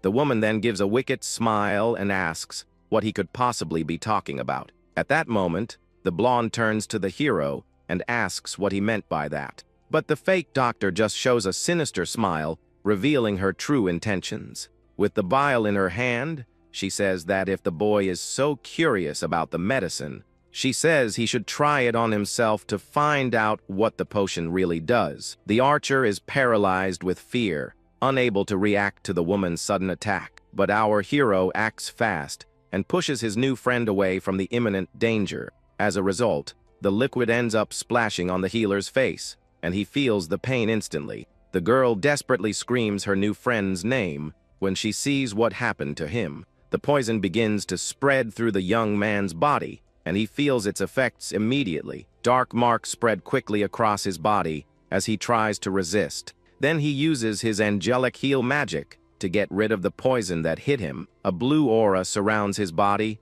and in seconds, he's fully recovered from the attack. Seeing this, the doctor gets furious and yells that this is why she can't stand healers. She then tries to escape, but his canine partner appears to block her path. The wolf leaps toward the woman and growls that he won't let her get away. The creature then bites the villain's arm hard to stop her from escaping.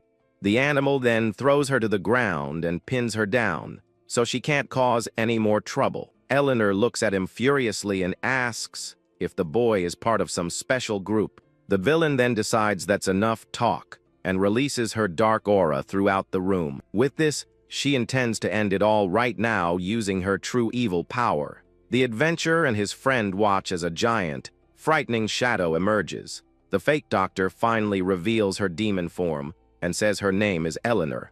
But she says she'll make them pay dearly for the defeat of her precious pet dragon. The protagonist is surprised to hear about the winged creature he faced before. At that moment, the witch explains that the poison monster was actually her faithful servant. She looks at her hands, lamenting that her plans were ruined by mere mortals. The creature also says she planned to turn the princess into her new puppet. With a cold gaze, she vows she will never forgive the boy for messing everything up. The archer then gets confused and asks what the woman has been talking about this whole time. The enemy then scoffs at the sentiment of friendship and calls the blonde a foolish human. The evil woman explains that the sick girl was just going to be used to lure in other victims. In that instant, the two are horrified to discover the opponent's immense cruelty, but the demon just smiles, saying they all belong to the forces of darkness. The healer gets angry and asks why anyone would do something so terrible and wicked. With contempt, she states that this world is too good to be wasted on people. She continues, saying the waters and forests are rich in very pure magic. At that moment, the dark being makes it clear she intends to conquer everything because it's such an enchanting place. Before the humans ruin everything, the demons plan to take over every corner of this magic-rich world. The creature then claims the demon king will save the land in a very cruel and terrifying way. The hero grinds his teeth, feeling immense anger at all the senseless destruction against the people. With a smile on her face, the villain comments that she might have gotten a little too carried away talking with the youngsters.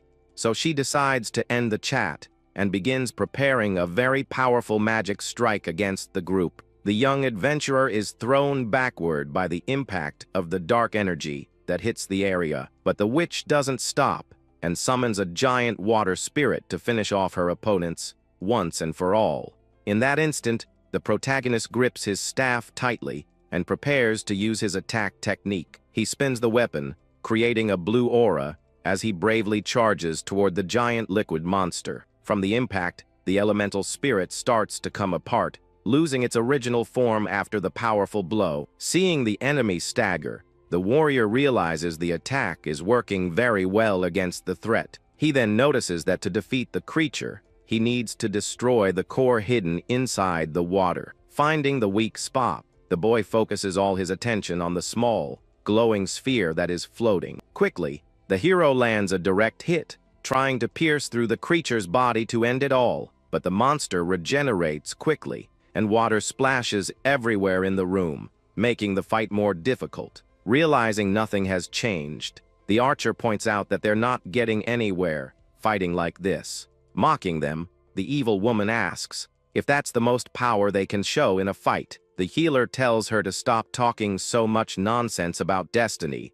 as he tries to recover, but the blonde lowers her head and murmurs that she can't take any more of the witch's humiliations. At that moment, the girl draws her arrow furiously and vows she will never forgive the villain for what she's done. The hero strikes the water monster, but the creature regenerates instantly, ignoring his attack. The villain scoffs at their efforts, saying this whole friendship act is just pathetic. The blonde becomes enraged and tries to shoot more arrows, even though she's badly injured and tired. But the archer's shots pass right through the elemental spirit without causing any real damage. At that moment, the young warrior shouts for his friend to calm down and keep a level head. But she retorts in despair, feeling she doesn't have the strength to defeat the evil witch. Then the boy walks over to her and says, "That's enough of all this yelling in the middle of a fight." He explains that panic clouds your focus and hides the true nature of things. The girl listens to his words carefully and slowly starts to control her breathing. The healer then says she already knows what to do and just needs to trust her instincts. In that instant, the young woman's vision changes, and she starts to see beyond the creature's body. The water spirit reveals a bright, red core right in the center of its liquid structure. With perfect posture, the archer aims her bow with a precision that seems supernatural. At that moment, her eyes close for a second to feel the direction of the wind. She then opens her eyes with unshakable determination, focusing only on her main target. The blonde draws the bowstring with all her soul and a green energy starts to emanate from her. The monster roars, but its weak point is completely exposed for the girl's final attack. With clarity, the warrior states that she can finally see where she needs to hit to win. She lets out a deep breath and concentrates every drop of her magic into that single sharp tip. Then the arrow of light shoots forward at high speed, tearing through the air toward the enemy's core. The water spirit charges forward fiercely, but the arrow hits its target dead on, destabilizing the creature. With the impact, the elemental monster explodes into 1,000 pieces and begins to completely dissolve in the room. The villain watches the scene with wide eyes, unable to believe her servant was defeated so easily. The giant's liquid body then dissolves into the air, leaving the witch completely unprotected in the fight. The archer and the evil woman stare each other down as silence fills the room for a few moments. Then the hero smiles proudly and says his partner's shot was truly incredible and right on the mark. At that moment, the blonde keeps her guard up with her bow, ready for any other surprises from the enemy. The boy observes the situation seriously and realizes the fight is still far from over. The white wolf then looks at the girl, impressed with the rapid improvements she showed in battle. The healer notices his canine partner's gaze and confirms that her power is something extraordinary. With that, the legendary creature admits that the young woman's ability is frightening, even for an ancient being. But the demon grinds her teeth in anger and smiles grimly. Even after losing her spirit, she admits their strength is impressive, but claims she still has many tricks up her sleeve. In that instant, the woman prepares to retreat, warning that she won't be defeated so easily. The warrior then gets into position to prevent the opponent's escape, holding his weapon tightly, but the witch nimbly jumps back and starts to distance herself from the young adventurers in the room. With a swift movement, she crosses her arms and activates a purple magic circle to protect herself from an attack.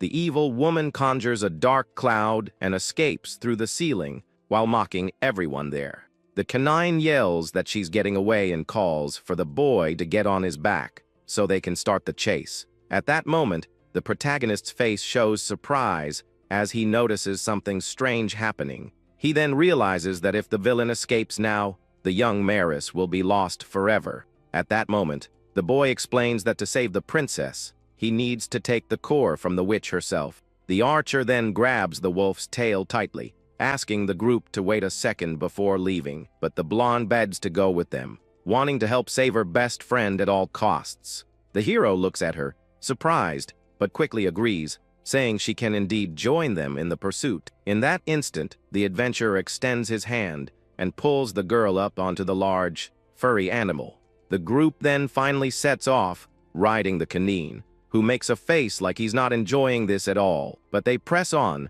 crossing through the dense forest as night falls over the entire village. The friends quickly manage to catch up to the demon, who was waiting for them in a dark spot in the woods. At that moment, the hero warns her that she's cornered and that her game is over once and for all. But the witch just lets out a mocking laugh, claiming that they are actually the ones who have fallen into her trap. Suddenly, a gigantic mud creature rises from the ground with a completely terrifying and bizarre appearance. With that, several other slime beings begin to sprout from the earth, surrounding our heroes on all sides. In that instant, the boy covers his face, smelling an unbearable stench coming from the dirt monsters. The wolf then complains that the smell is too strong for his sensitive animal nose, but the canine immediately states that he's no ordinary dog and can handle the full odor. As the situation gets tense, the healer prepares for combat, using his healing aura for protection. Suddenly, one of the monsters fires a heavy mud projectile toward the hero at high speed. At that moment, the young man uses his physical strike technique to powerfully deflect the enemy's attack. With a focused gaze, the protagonist destroys the projectile in mid-air, showing he's ready for the real fight. The hero realizes that ordinary attacks alone won't be enough to win this difficult battle. Meanwhile, the witch continues to float and watch everything from above with a mocking look. The boy then shouts to the archer, asking her to knock down the fruits in the tree. With that, the blonde quickly gets ready while the white wolf dashes across the battlefield. At that moment,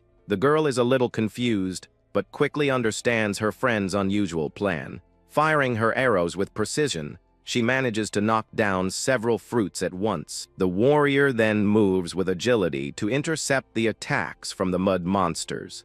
Leaping into the air, the young adventurer prepares to perform a very risky and fast maneuver. His canine partner watches the scene closely, sensing that something very important is about to happen. The hero quickly grabs the items that fell and crushes them with all his physical strength. He then praises his partner's work, saying she did everything exactly as planned. In that instant, the boy mixes the ingredients in a vial, creating a powerful, improvised potion. The protagonist then charges forward with total determination, feeling the power flow through his entire body. Suddenly, he unleashes a powerful strike against a huge dirt projectile coming his way. The large sphere of mud gets closer. The enemy's attack tears through the air as the healer prepares his final counter-attack. Using his magic sword, he slices the mass of sludge in half with a firm and very swift motion. At that moment, the threat splits into two parts, falling to the ground completely harmlessly. The archer is amazed by the scene, but soon wonders what will come next in this fight. The white wolf makes a funny face, noticing that his new master's strength is truly surreal. The hero explains that the potion he made is a very powerful and useful hardening agent. The boy then tells the wolf he'll have to put up with the stench, since he's not an ordinary dog. With that, the canine growls in anger, but accepts the mission as the adventurer gets ready for action. The warrior then spreads the liquid on his sword and leaps into the air to execute his final plan. Suddenly, the young man throws the barrel into the lake, causing the contents to spread throughout the still water. The blonde smells the horrible odor and complains about the stench, while trying to stay on her feet in the fight. The arrow with the special liquid cuts through the air, leaving a trail of energy that instantly solidifies the ground. The white wolf gets sick from the smell and ends up fainting, lying in the mud that formed on the ground. At that moment, the dirt monsters begin to harden and turn into stone statues. The archer is confused and asks why the ground suddenly became hard without any explanation. The demon then appears with a malicious smile and asks if the group is ready to give up yet, but the healer realizes the stench is too much for his friend's sense of smell and needs to come up with another plan. In that instant, the blonde asks if the boy has any strategy in mind to defeat the witch. The hero takes a look at the situation and quickly understands what needs to be done to end it. He whispers in his friend's ear, telling her an important secret for their victory in the battle. The young man then states that the monsters are just clones and that the villain's real body is hidden. He continues to explain that the real enemy must be camouflaged somewhere nearby. The demon's eyes go wide as she realizes her illusion trick has been discovered by the warrior. The archer is surprised but quickly understands she needs to find the real opponent. The girl then touches her forehead and concentrates to activate a new, powerful eye ability. The archer explains she can use an appraisal spell to find the hidden enemy. The hero is very surprised to hear that the girl possesses such a rare ability. She then begins to channel her mana, while the witch watches with a malevolent glare. The demon shouts that she won't let anyone interfere with her plans for a second time. In that instant, a wave of dark energy is fired at the blonde to interrupt her, but the girl remains completely focused on her forehead, ignoring the danger coming her way. The canine partner then leaps quickly to protect his friend from the deadly attack. With that, the warrior loses her balance and ends up falling off the large white animal's back, but she quickly recovers and gets back into her fighting position, mounting the wolf again. The villain becomes furious and tells the adventurers to stop moving around so much on the battlefield. Meanwhile, the protagonist expertly uses his staff to deflect the mud projectiles. At that moment, the archer continues to concentrate. Even while feeling the pressure of the battle, she presses her head as she tries to stabilize her special vision magic. The wolf asks if the girl isn't finished yet, as the situation is getting quite dangerous. The girl then apologizes, saying her casting speed is very slow. Suddenly, The magic works and reveals information about all the beings in the area. The hero focuses his blue eyes and notices the magic web is mapping every living thing there. He dodges a swift attack while waiting for the signal from his new combat ally. The spell then marks the real Eleanor among the many bizarre mud clones. The young woman is shocked, as she has never seen her own ability work so well before. The blonde activates her appraisal magic to expose the exact location where the real enemy is hiding. A green aura then surrounds her body as she realizes this power is coming from her healer friend. The protagonist is surprised to see the intense glow emanating from his ally at that very moment. With her enhanced vision, she finally locates the central core hidden in the middle of all the mud. Sensing the danger, the demon screams that she will not allow them to interfere with her evil plans. But the boy acts quickly, launching himself through the obstacles to clear a path for the final attack. He then leaps into the air, aiming directly for the weak spot the archer just revealed to everyone. Using his physical technique, the warrior delivers a crushing blow against the monster's glowing crystal. With the direct hit, the core shatters, and the entire mud structure begins to crumble instantly. The fragments then scatter across the battlefield as the witch's magic loses all its power. A purple energy explosion follows, signaling that the spirit has been defeated for good. The villain grinds her teeth in pure rage for being outmatched by mere humans in such a direct fight. The adventurer keeps his gaze fixed on her, showing he has no intention of giving her a second to rest. Cornered, the creature of darkness floats over the swamp. Realizing her situation is desperate, she glares at the group as she thinks about what she can do to get out of there. But the wolf warns that this time, she won't be able to run away to anywhere in the world. Consumed by hatred, the opponent prepares to unleash an even more sinister form of her hidden power. With no other choice, the demon says she'll have to go all out to survive. At that moment, her nails grow into sharp claws, covered in a dark, shadowy smoke.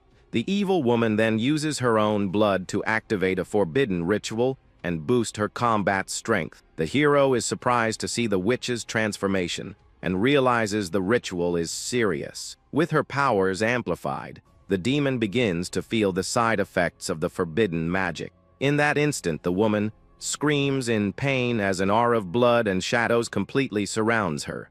The canine partner is startled by the scene and warns the young adventurer to be careful of the attack. Suddenly, a barrage of sharp claws is fired at the group at extremely high speed, but the boy doesn't flinch and blocks the blow with his staff, showing his incredible resilience. The protagonist feels the heavy impact, but manages to stand his ground without taking a single step back in the fight. He then jumps back and prepares for a counter attack as the villain charges forward with everything she's got. With her red eyes glowing, the enemy shows her sharp fangs and her killer instinct. The warrior then shouts that she shouldn't underestimate him because he's much stronger than he looks.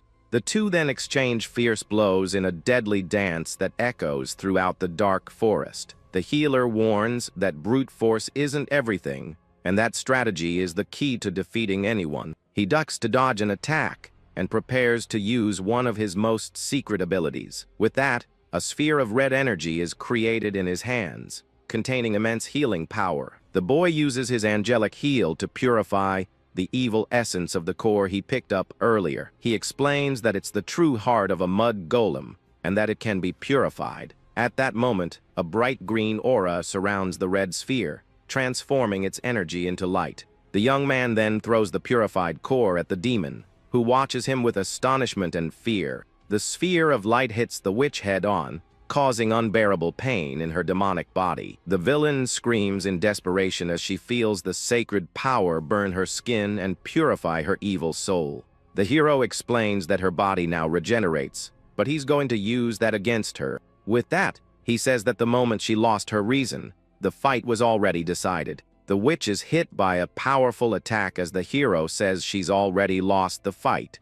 With that, the demonic creature screams in pure agony, feeling its body breaking apart. The young adventurer then stands in the middle of the battlefield, watching the outcome. He keeps a serious expression on his face after finally defeating the powerful enemy. At that moment, the blonde archer wonders if they really managed to win the battle. The villain's body slowly breaks into pieces, and she disappears forever. In her place, only the purified core remains, now floating in a puddle of mud. With that, the girl and the white creature watch the red item from a distance. Lucia then sighs in relief and is grateful that everything worked out in the end. The girl realizes that with this, her friend Maris can finally be saved from the illness. Suddenly, the archer faints from exhaustion and falls into the arms of the healer who catches her. The young woman then shows a serene smile as she rests in the arms of her new friend. The young man looks at her and says,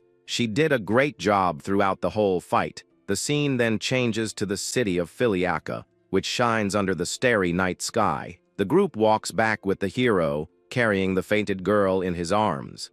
Then, the wolf stops and complains, showing his paws that are completely covered in mud. The animal complains about the horrible smell, and the protagonist agrees that the stench is unbearable. The healer says he could solve it if he had a purification spell, but he doesn't. Suddenly, his staff glows and a new ability called Refresh appears. Then, a wave of blue energy emanates from the magic weapon, cleaning everything around them. The mud on their clothes and the wolf's fur disappears, and the young man is surprised by this. He smiles, realizing he learned a new spell, and his partner is very happy. With the victory, his stats go up and his skills improve a lot after the battle. Sometime later, they arrive at a crowded arena for the magic dance event.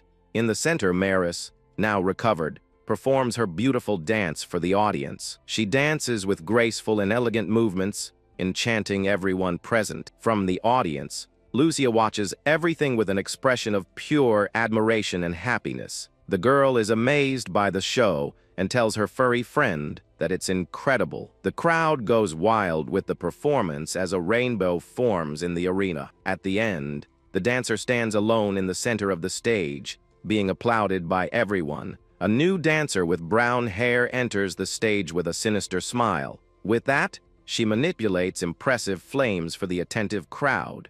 Lucia watches the fire performance with a surprised expression on her face. The artist then creates a giant fire dragon that flies over the entire arena. The protagonist watches in amazement and says to himself that this is incredible. He is enchanted by the colors, the sound, and the emotion of the girl's fire dance. The young man realizes that every part of the artist's expression is complete and perfect. With tears in his eyes, he says that this is the true form of supreme art. His canine partner complains that he's getting way too excited about the performance. The archer comments that the competition's rules have evolved a lot over the years. Then she says that the next competitor will use water to cool down the heat from the stage. The wolf questions if the medicine he gave was really that effective to cause such a reaction. Gracia then reveals that it's a secret remedy passed down for generations in his clan. The blonde girl is shocked to discover that the wolf is a skyfarer of Lord Teraji. Suddenly, a hand pets the white creature's ear, which stands motionless. The animal gets annoyed and tells her to stop, but Lucia just thinks he's a cute dog. The girl continues to pet the wolf's head while watching the stage intently. Then, the next dancer with white hair enters the arena for her show. She floats in the air, surrounded by an aura of ice and shining crystals. Her shoes look like they're made of ice and shine with the magic she uses. The silver-haired young woman has a serene gaze and eyes as blue as ice. With that, she dances gracefully, creating snowflakes and waves of ice in the air. Her face shows intense concentration as she performs her movements. The dancer smiles at the audience, extending her hands in a welcoming gesture. Lucia watches the ice performance with an expression of pure admiration. With shining eyes, she says it's beautiful and that she's so happy to see it. The healer agrees with her with a kind and sincere smile on his face. He then thinks to himself that this time, he really managed to save someone. A doubt arises in his mind as he thinks about the words, "this time." The scene changes to a dark and scary forest under the light of the full moon. He remembers someone in a swamp, begging him to run and get away. Then, a creature with a scary face emerges from the darkness of his memories. The horned being looks like a twisted and frightening tree. He remembers a human figure cautiously approaching the tree. The monstrous tree dissolves into a pool of dark liquid. The protagonist has a vision of his own face covered in this substance. He snaps out of his thoughts when he's pushed by some kids in the crowd. Confused, he wonders what that strange vision he just had was. On stage, the silver-haired dancer continues her beautiful performance. She smiles gracefully at the audience, charming everyone with her dance. The young man feels a drop of sweat run down his tense face. He seems disturbed by the vision he had and can't relax. The young adventurer sits in the stands with a worried expression. His reflection is seen in the eye of his partner, who watches him attentively. A screen shows that his automatic healing ability has risen to level 8. After the show, people start to leave the arena in groups. The hero and his friends get ready to leave along with the crowd. Lucia smiles and asks if he's also going to see Maris after all this. With a serious expression, the young man confirms that he is. Suddenly, a young man with gray hair calls his name, getting his attention. The healer clenches his fist and slowly turns around with a surprised expression. He's shocked to see Astel, an old acquaintance, standing there in front of him. The gray-haired young man asks why he's in a place like this. He goes on to say that the hero could have at least answered his letters. The protagonist gets embarrassed and apologizes, saying he's been busy. Lucia asks if they know each other, and the young man says that Sotel is just a nickname. Then he asks Astel why he's in this city. Astel smiles and reveals that he became a Lumina dancer, just like he always wanted. The protagonist nods and asks how his parents and friends are doing. But Astel's answer leaves the healer with a very serious expression. Astel smiles and says that everyone is doing great and is still very excited about everything.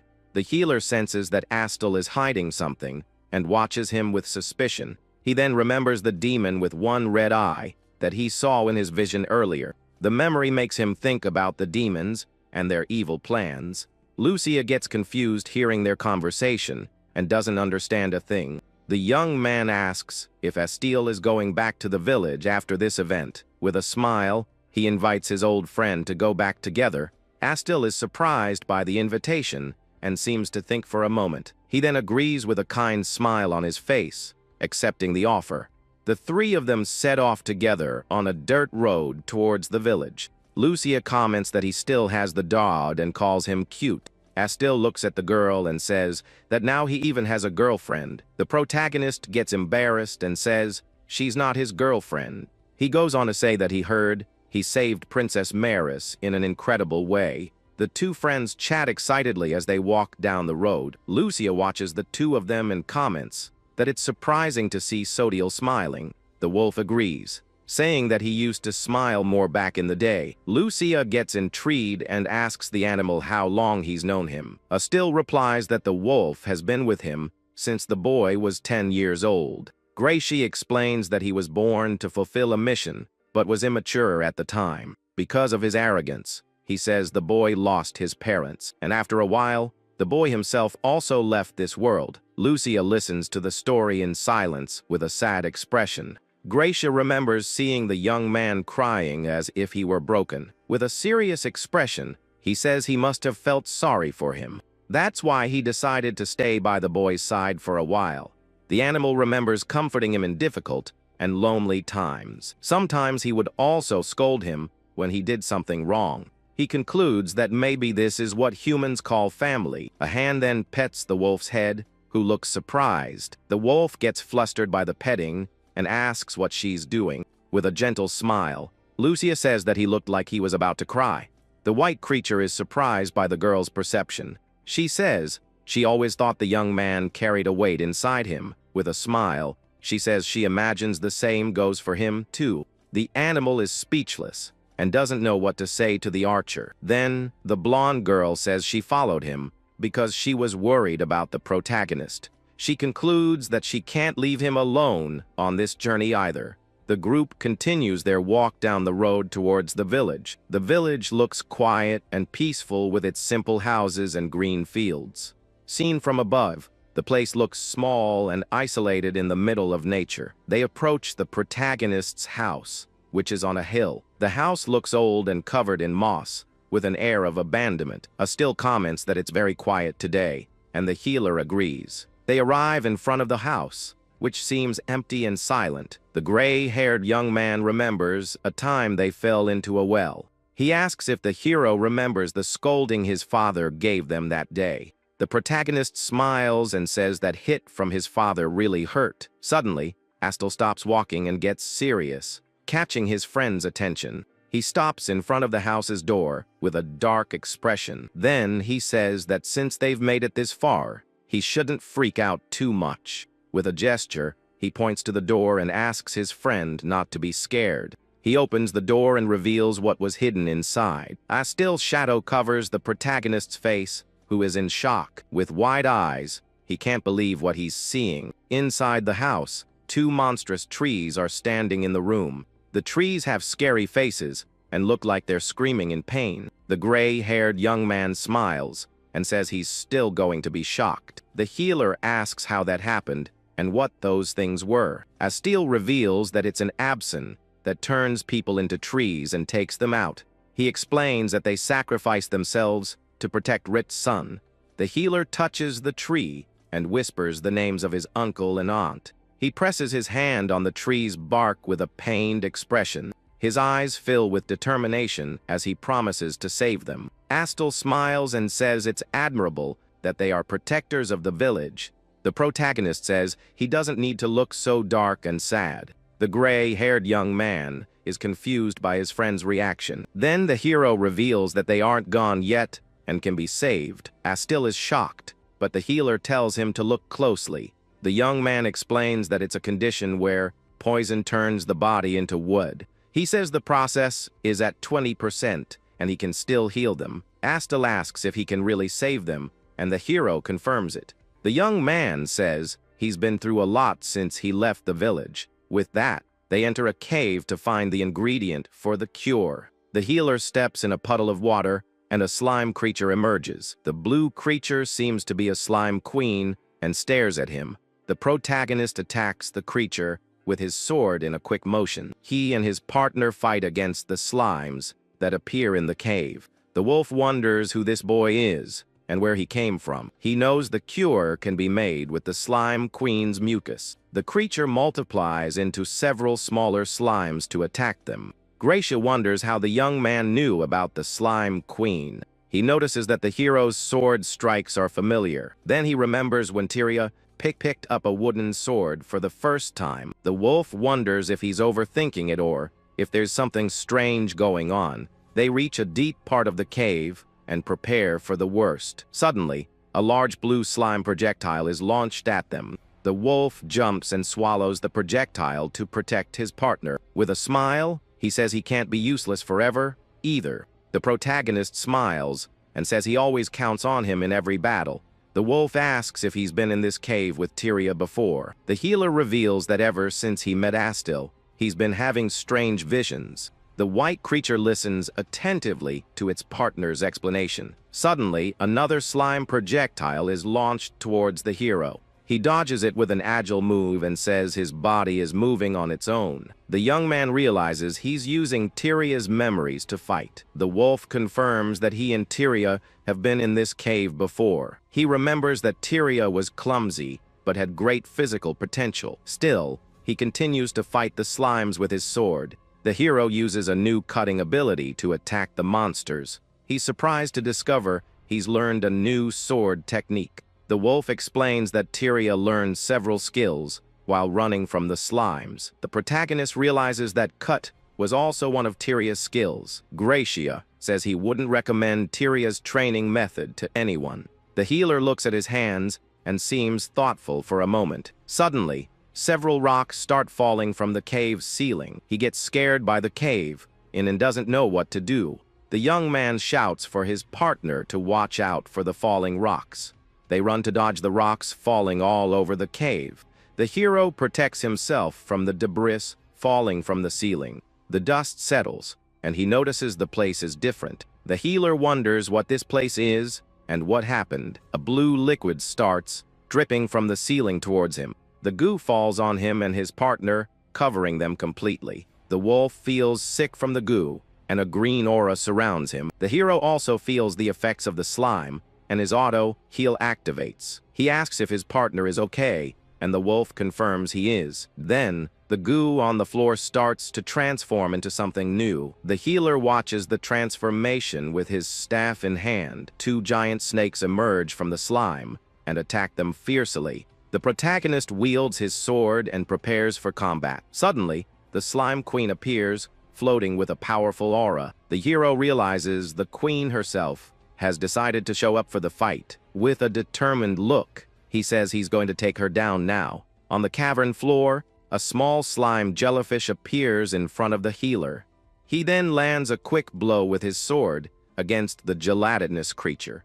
The swift strike from his sword slices the blue creature into several pieces. Just then, another monster tries to attack him, but the young man dodges it nimbly. The pieces of the slime dissipate into the air after being cut by the sharp blade. With a quick spin, the MC prepares for a new attack against the monsters. With a determined look, he shouts that the enemies are far too naive. His sword then cuts through another slime with precision and speed. The hero continues his relentless assault on the cavern creatures. With that, his cutting and healing skills level up, and he gains a speed bonus. Standing over the remains of the monsters, he notices it's a high purity magic slime. Holding a vial of the goo, he says that with this, he can make the cure. Back in the village, they enter an old, abandoned house to rest. Inside the dark space, a lantern is lit, illuminating the room. The gray-haired young man then asks the archer why she is there with them. The blonde-haired girl sits in silence for a moment, thinking about her answer. With a smile, she says the main reason is to pay off her debt. Al asks if it's to the fairy princess, and she confirms, saying they're best friends. Teria also reveals she wanted to see if she could be of any help to Soteru. Understanding the situation, his friend smiles and remarks that the MC is a real charmer. Suddenly, outside, the hero faces a new, small enemy. The demon boy asks why he's acting so defiant. He says that the first time they met, the MC was nothing more than a weak insect. At that moment, the healer dodges a swift attack from his small adversary. However, the enemy's attack manages to graze the hero's shoulder. A green aura then envelopes his arm, and the wound heals instantly. The MC's eye glows with an intense red light as he glares at the demon. Soteru warns that he's not the same kid he was before, but his opponent doubts it. The demon boy complains that humans are unruly and a real pain in the neck. He then prepares a new attack with rings of red energy in his hand. The demon floats and says that when kids like him mess up, they're the ones who take the heat. With a furious glare, he bares his fangs, ready to attack the healer. He then launches his energy rings and says he's going to teach him to be more obedient. The hero braces himself to defend against the red projectiles coming his way. With his staff, he creates a wave of blue energy that deflects the enemy's attacks. The archer narrowly dodges one of the energy rings that whizzed past her. Startled, the girl asks if the village is under a demon's control, but he denies it. The MC then reveals that the creature isn't actually a demon, but a fake. The small enemy is taken aback by the revelation and stares at him with a defiant look. Annoyed, he calls it nonsense and asks where the young man got that idea. The healer dodges and counter-attacks with a powerful punch, knocking his friends to the ground. The force of the blow is so great that it throws everyone backward from the impact. With a serious expression, the hero says the answer to that is quite simple. He then lands a direct hit on the small adversary with his staff. With the tip of his weapon at the enemy's neck, he begins to talk about demons. The archer tells Ale that Soteru is going to be mad, but she admits to being a little envious. The gray-haired friend repeats the girl's words, seeming thoughtful about it. Sitting in a chair, he gets the blonde's attention to continue their conversation. With a somber look, he confesses that his envy is so great he could kill him. The girl is completely shocked by her teammate's revelation. He then reveals that 8 years ago, the hero's parents were taken out by the village's absent. In a flashback, he remembers seeing the MC crying alone and helpless. The archer grows concerned with the story and listens intently to Al's confession. With a wicked smile, he reveals that at the time, he thought the MC deserved it. Back in the present, He holds his head in his hands and admits it was a horrible thought. Al says he always considered him a precious friend and that he should have shared his pain. He continues, saying that to think that way at such a delicate moment. With that, he reveals that it makes him feel sick and disgusted with himself. The girl is terrified upon hearing her companion's dark confession. Back to reality, the hero smiles, holding the potion, and says he's going to save his aunt and uncle. The healer is surprised by his friend's reaction to his return. He asks what's wrong, but the gray-haired young man says it's nothing. Al then changes the subject and asks if he can really bring his aunt and uncle back. With a confident smile, the MC tells him to leave everything to him. The archer observes the interaction between the two with a serious and thoughtful expression. At that, the two friends draw closer as Sotel prepares to use the potion. The hero raises the vial, saying that with this, he can finally heal them. Inside the glass, the blue liquid glows with a magical and purifying energy. He then approaches the first monstrous tree, which was his uncle. The young man pours the potion into the creature's mouth to begin the healing process. Instantly, the tree's purple bark begins to crack into several pieces. A human figure emerges from within the tree as it slowly falls apart. A man embraces the healer, and Al shouts with joy, calling him Dad. The older man seems to be slowly waking up after the miraculous healing. Sotel helps the man sit next to his son, who supports him. Next, he goes to the other tree and pours the rest of the potion into it. The hero calls out for his aunt as the tree's transformation begins. A woman then emerges from the tree, looking a bit confused and drowsy. Suddenly, the MC's eyes widen with surprise and concern. The woman screams in pain as a purple energy completely envelopes her. She starts coughing, and a strange red goo comes out of her mouth. The MC is in shock, watching the scene without understanding what went wrong. The archer is also horrified by the woman's terrible situation. Al calls for his mother, confused and scared by what's happening. The woman's body then dissolves into a large puddle of red liquid. The red puddle begins to rise and take on a familiar, frightening shape. The fake demon emerges from the liquid and asks why they're such good friends. Covered in the red goo, he laughs maniacally at the terrified group. Al and the healer look up, shocked by the terrible turn of events. The gray-haired young man is frozen in fear at the sight of the creature before him. Al's eyes widen in pure shock and fury at the sight of the creature. At that moment, the demon grabs the young man's neck and lifts him off the ground. With a wicked smile, he says he went to the trouble of nurturing all of his hatred. The gray-haired boy is in shock, unable to react to the surprise attack. His feet dangle in the air as the creature squeezes him tighter and tighter. The fake demon holds him effortlessly, showing off its impressive strength. With a red glare, he shouts that he nurtured Al's hatred very carefully. Al can barely breathe and lets out a pained groan, feeling the fatal grip. But the healer acts fast and cuts off the enemy's arm with his sharp sword. The small adversary is surprised by the speed of the hero's attack. With the arm severed, the gray-haired young man falls to the ground, coughing hard. The enemy reveals that demons possess a mana that can crush anyone else's. Sotel remains unfazed and charges forward again to attack the evil creature. He then says that if the curse were from a real demon, things would be different. The small monster manages to block the sword's strike with its bare hand. The blade stops inches from its face, and the creature smiles confidently. Then, the enemy shouts that the curse wouldn't have been cured with a simple antidote, but the MC's attack hits him squarely, sending him flying backward with force. Sotel explains that if it were a real demon, they would need to rip out its mana core. The fake demon understands the situation, and its face fills with a dark fury. He warns that now he won't hold back anymore, and his eye glows red. The red goo that forms its body begins to twist and change shape. A blade forms, and he says that even if he's not a demon, he can still end him. With a confident smirk, the creature shows it's ready to fight for real. Its body transforms, and the red goo creates new protection around its waist. Next, the enemy launches 2 red energy projectiles at the hero.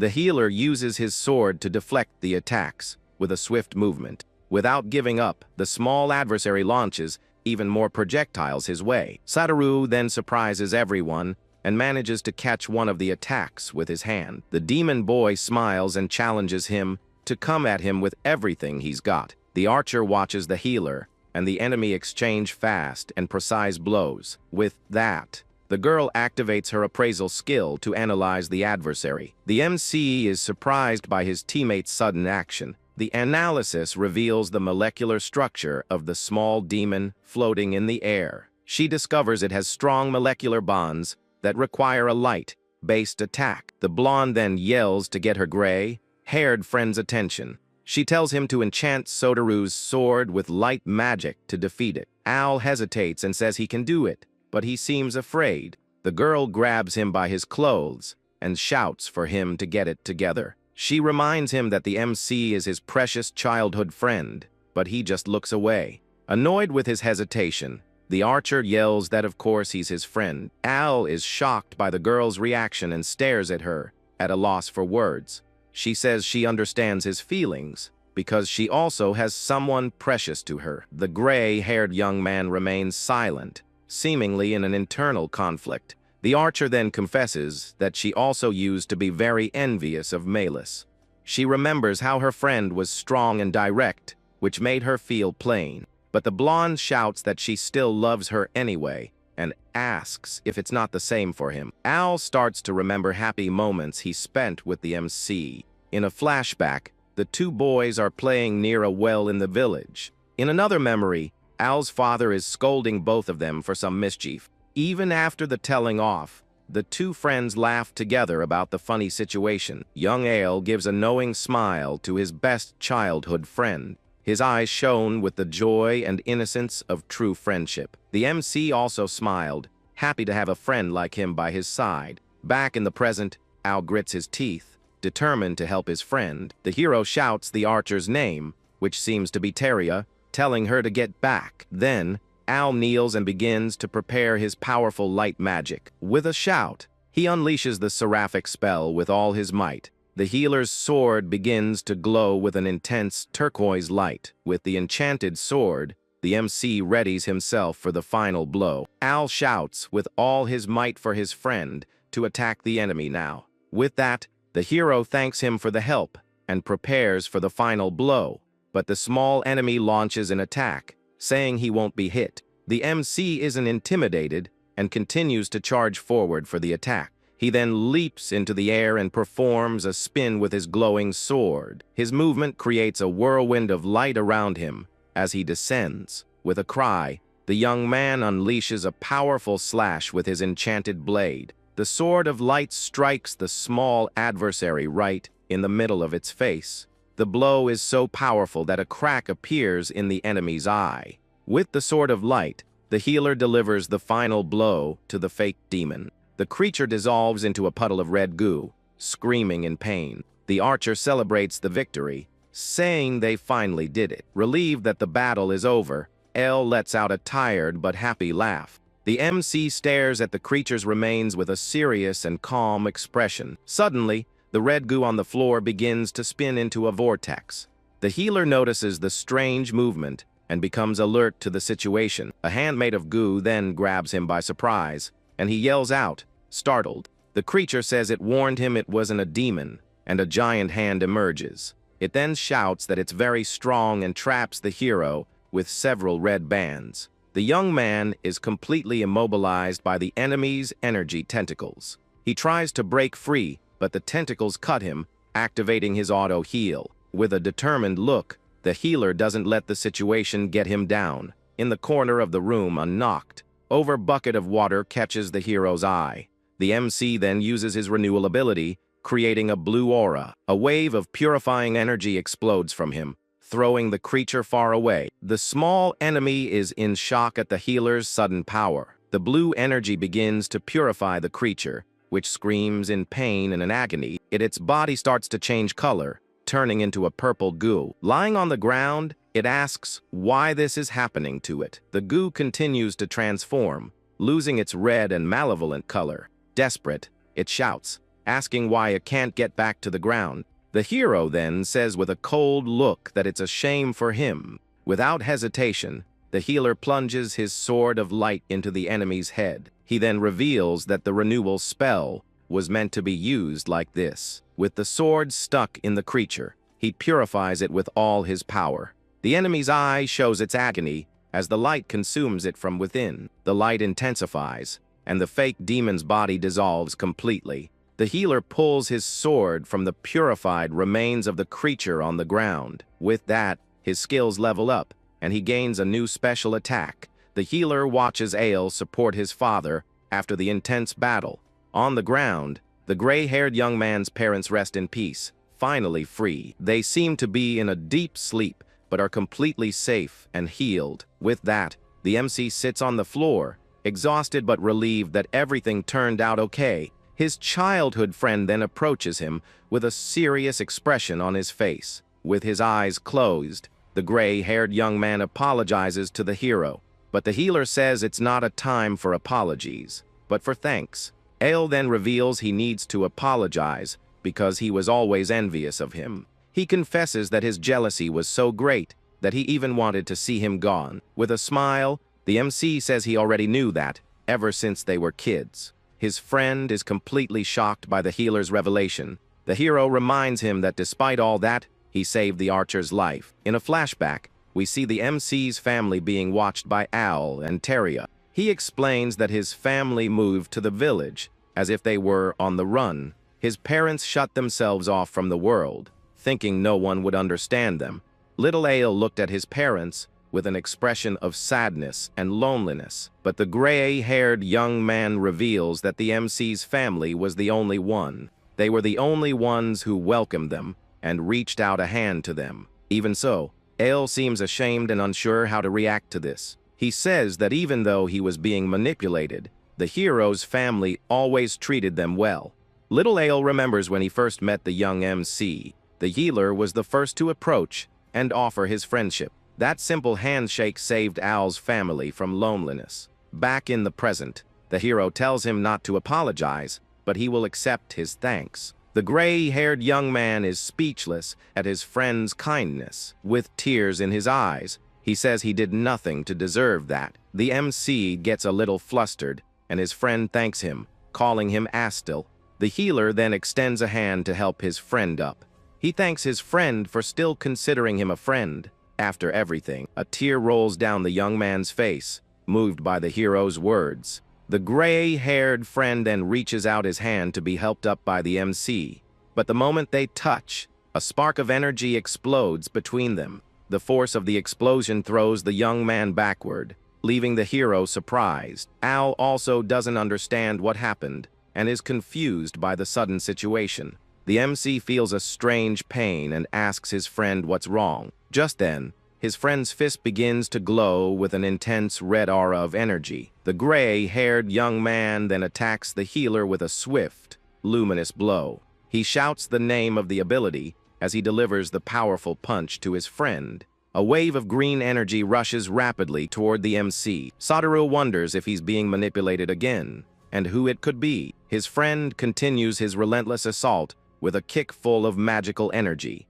The hero dodges and shouts that he doesn't know what's happening to his friend. Al's fist begins to glow again with a red aura of concentrated power. With a pained expression, he seems to be fighting against some kind of mind control. In the blink of an eye, he moves at high speed to attack again. The young man then floats in the air, surrounded by a powerful, magical aura. With a sad expression, he apologizes to the archer named Teria. He says he would rather be defeated by the hero's hand, which shocks the MC. The healer clutches his head in agony, not wanting to fight his friend. Red energy threads appear connected to Al, like a puppet. The gray-haired friend smiles and calls the MC a simple puppet. He then charges forward with a dark and powerful attack against the healer. His hand grabs the hero's neck, who is surprised by the sudden assault. A purple energy begins to flow from the friend's touch into the hero's body. The MC's eye widens as he feels the strange energy invading him. Suddenly, his pupil changes into the shape of a bright, blue diamond. With a mysterious smile, He says that he already suspected something about him. His altered eye continues to stare at his friend with a calm expression. He then reveals that his friend has something else mixed inside of him.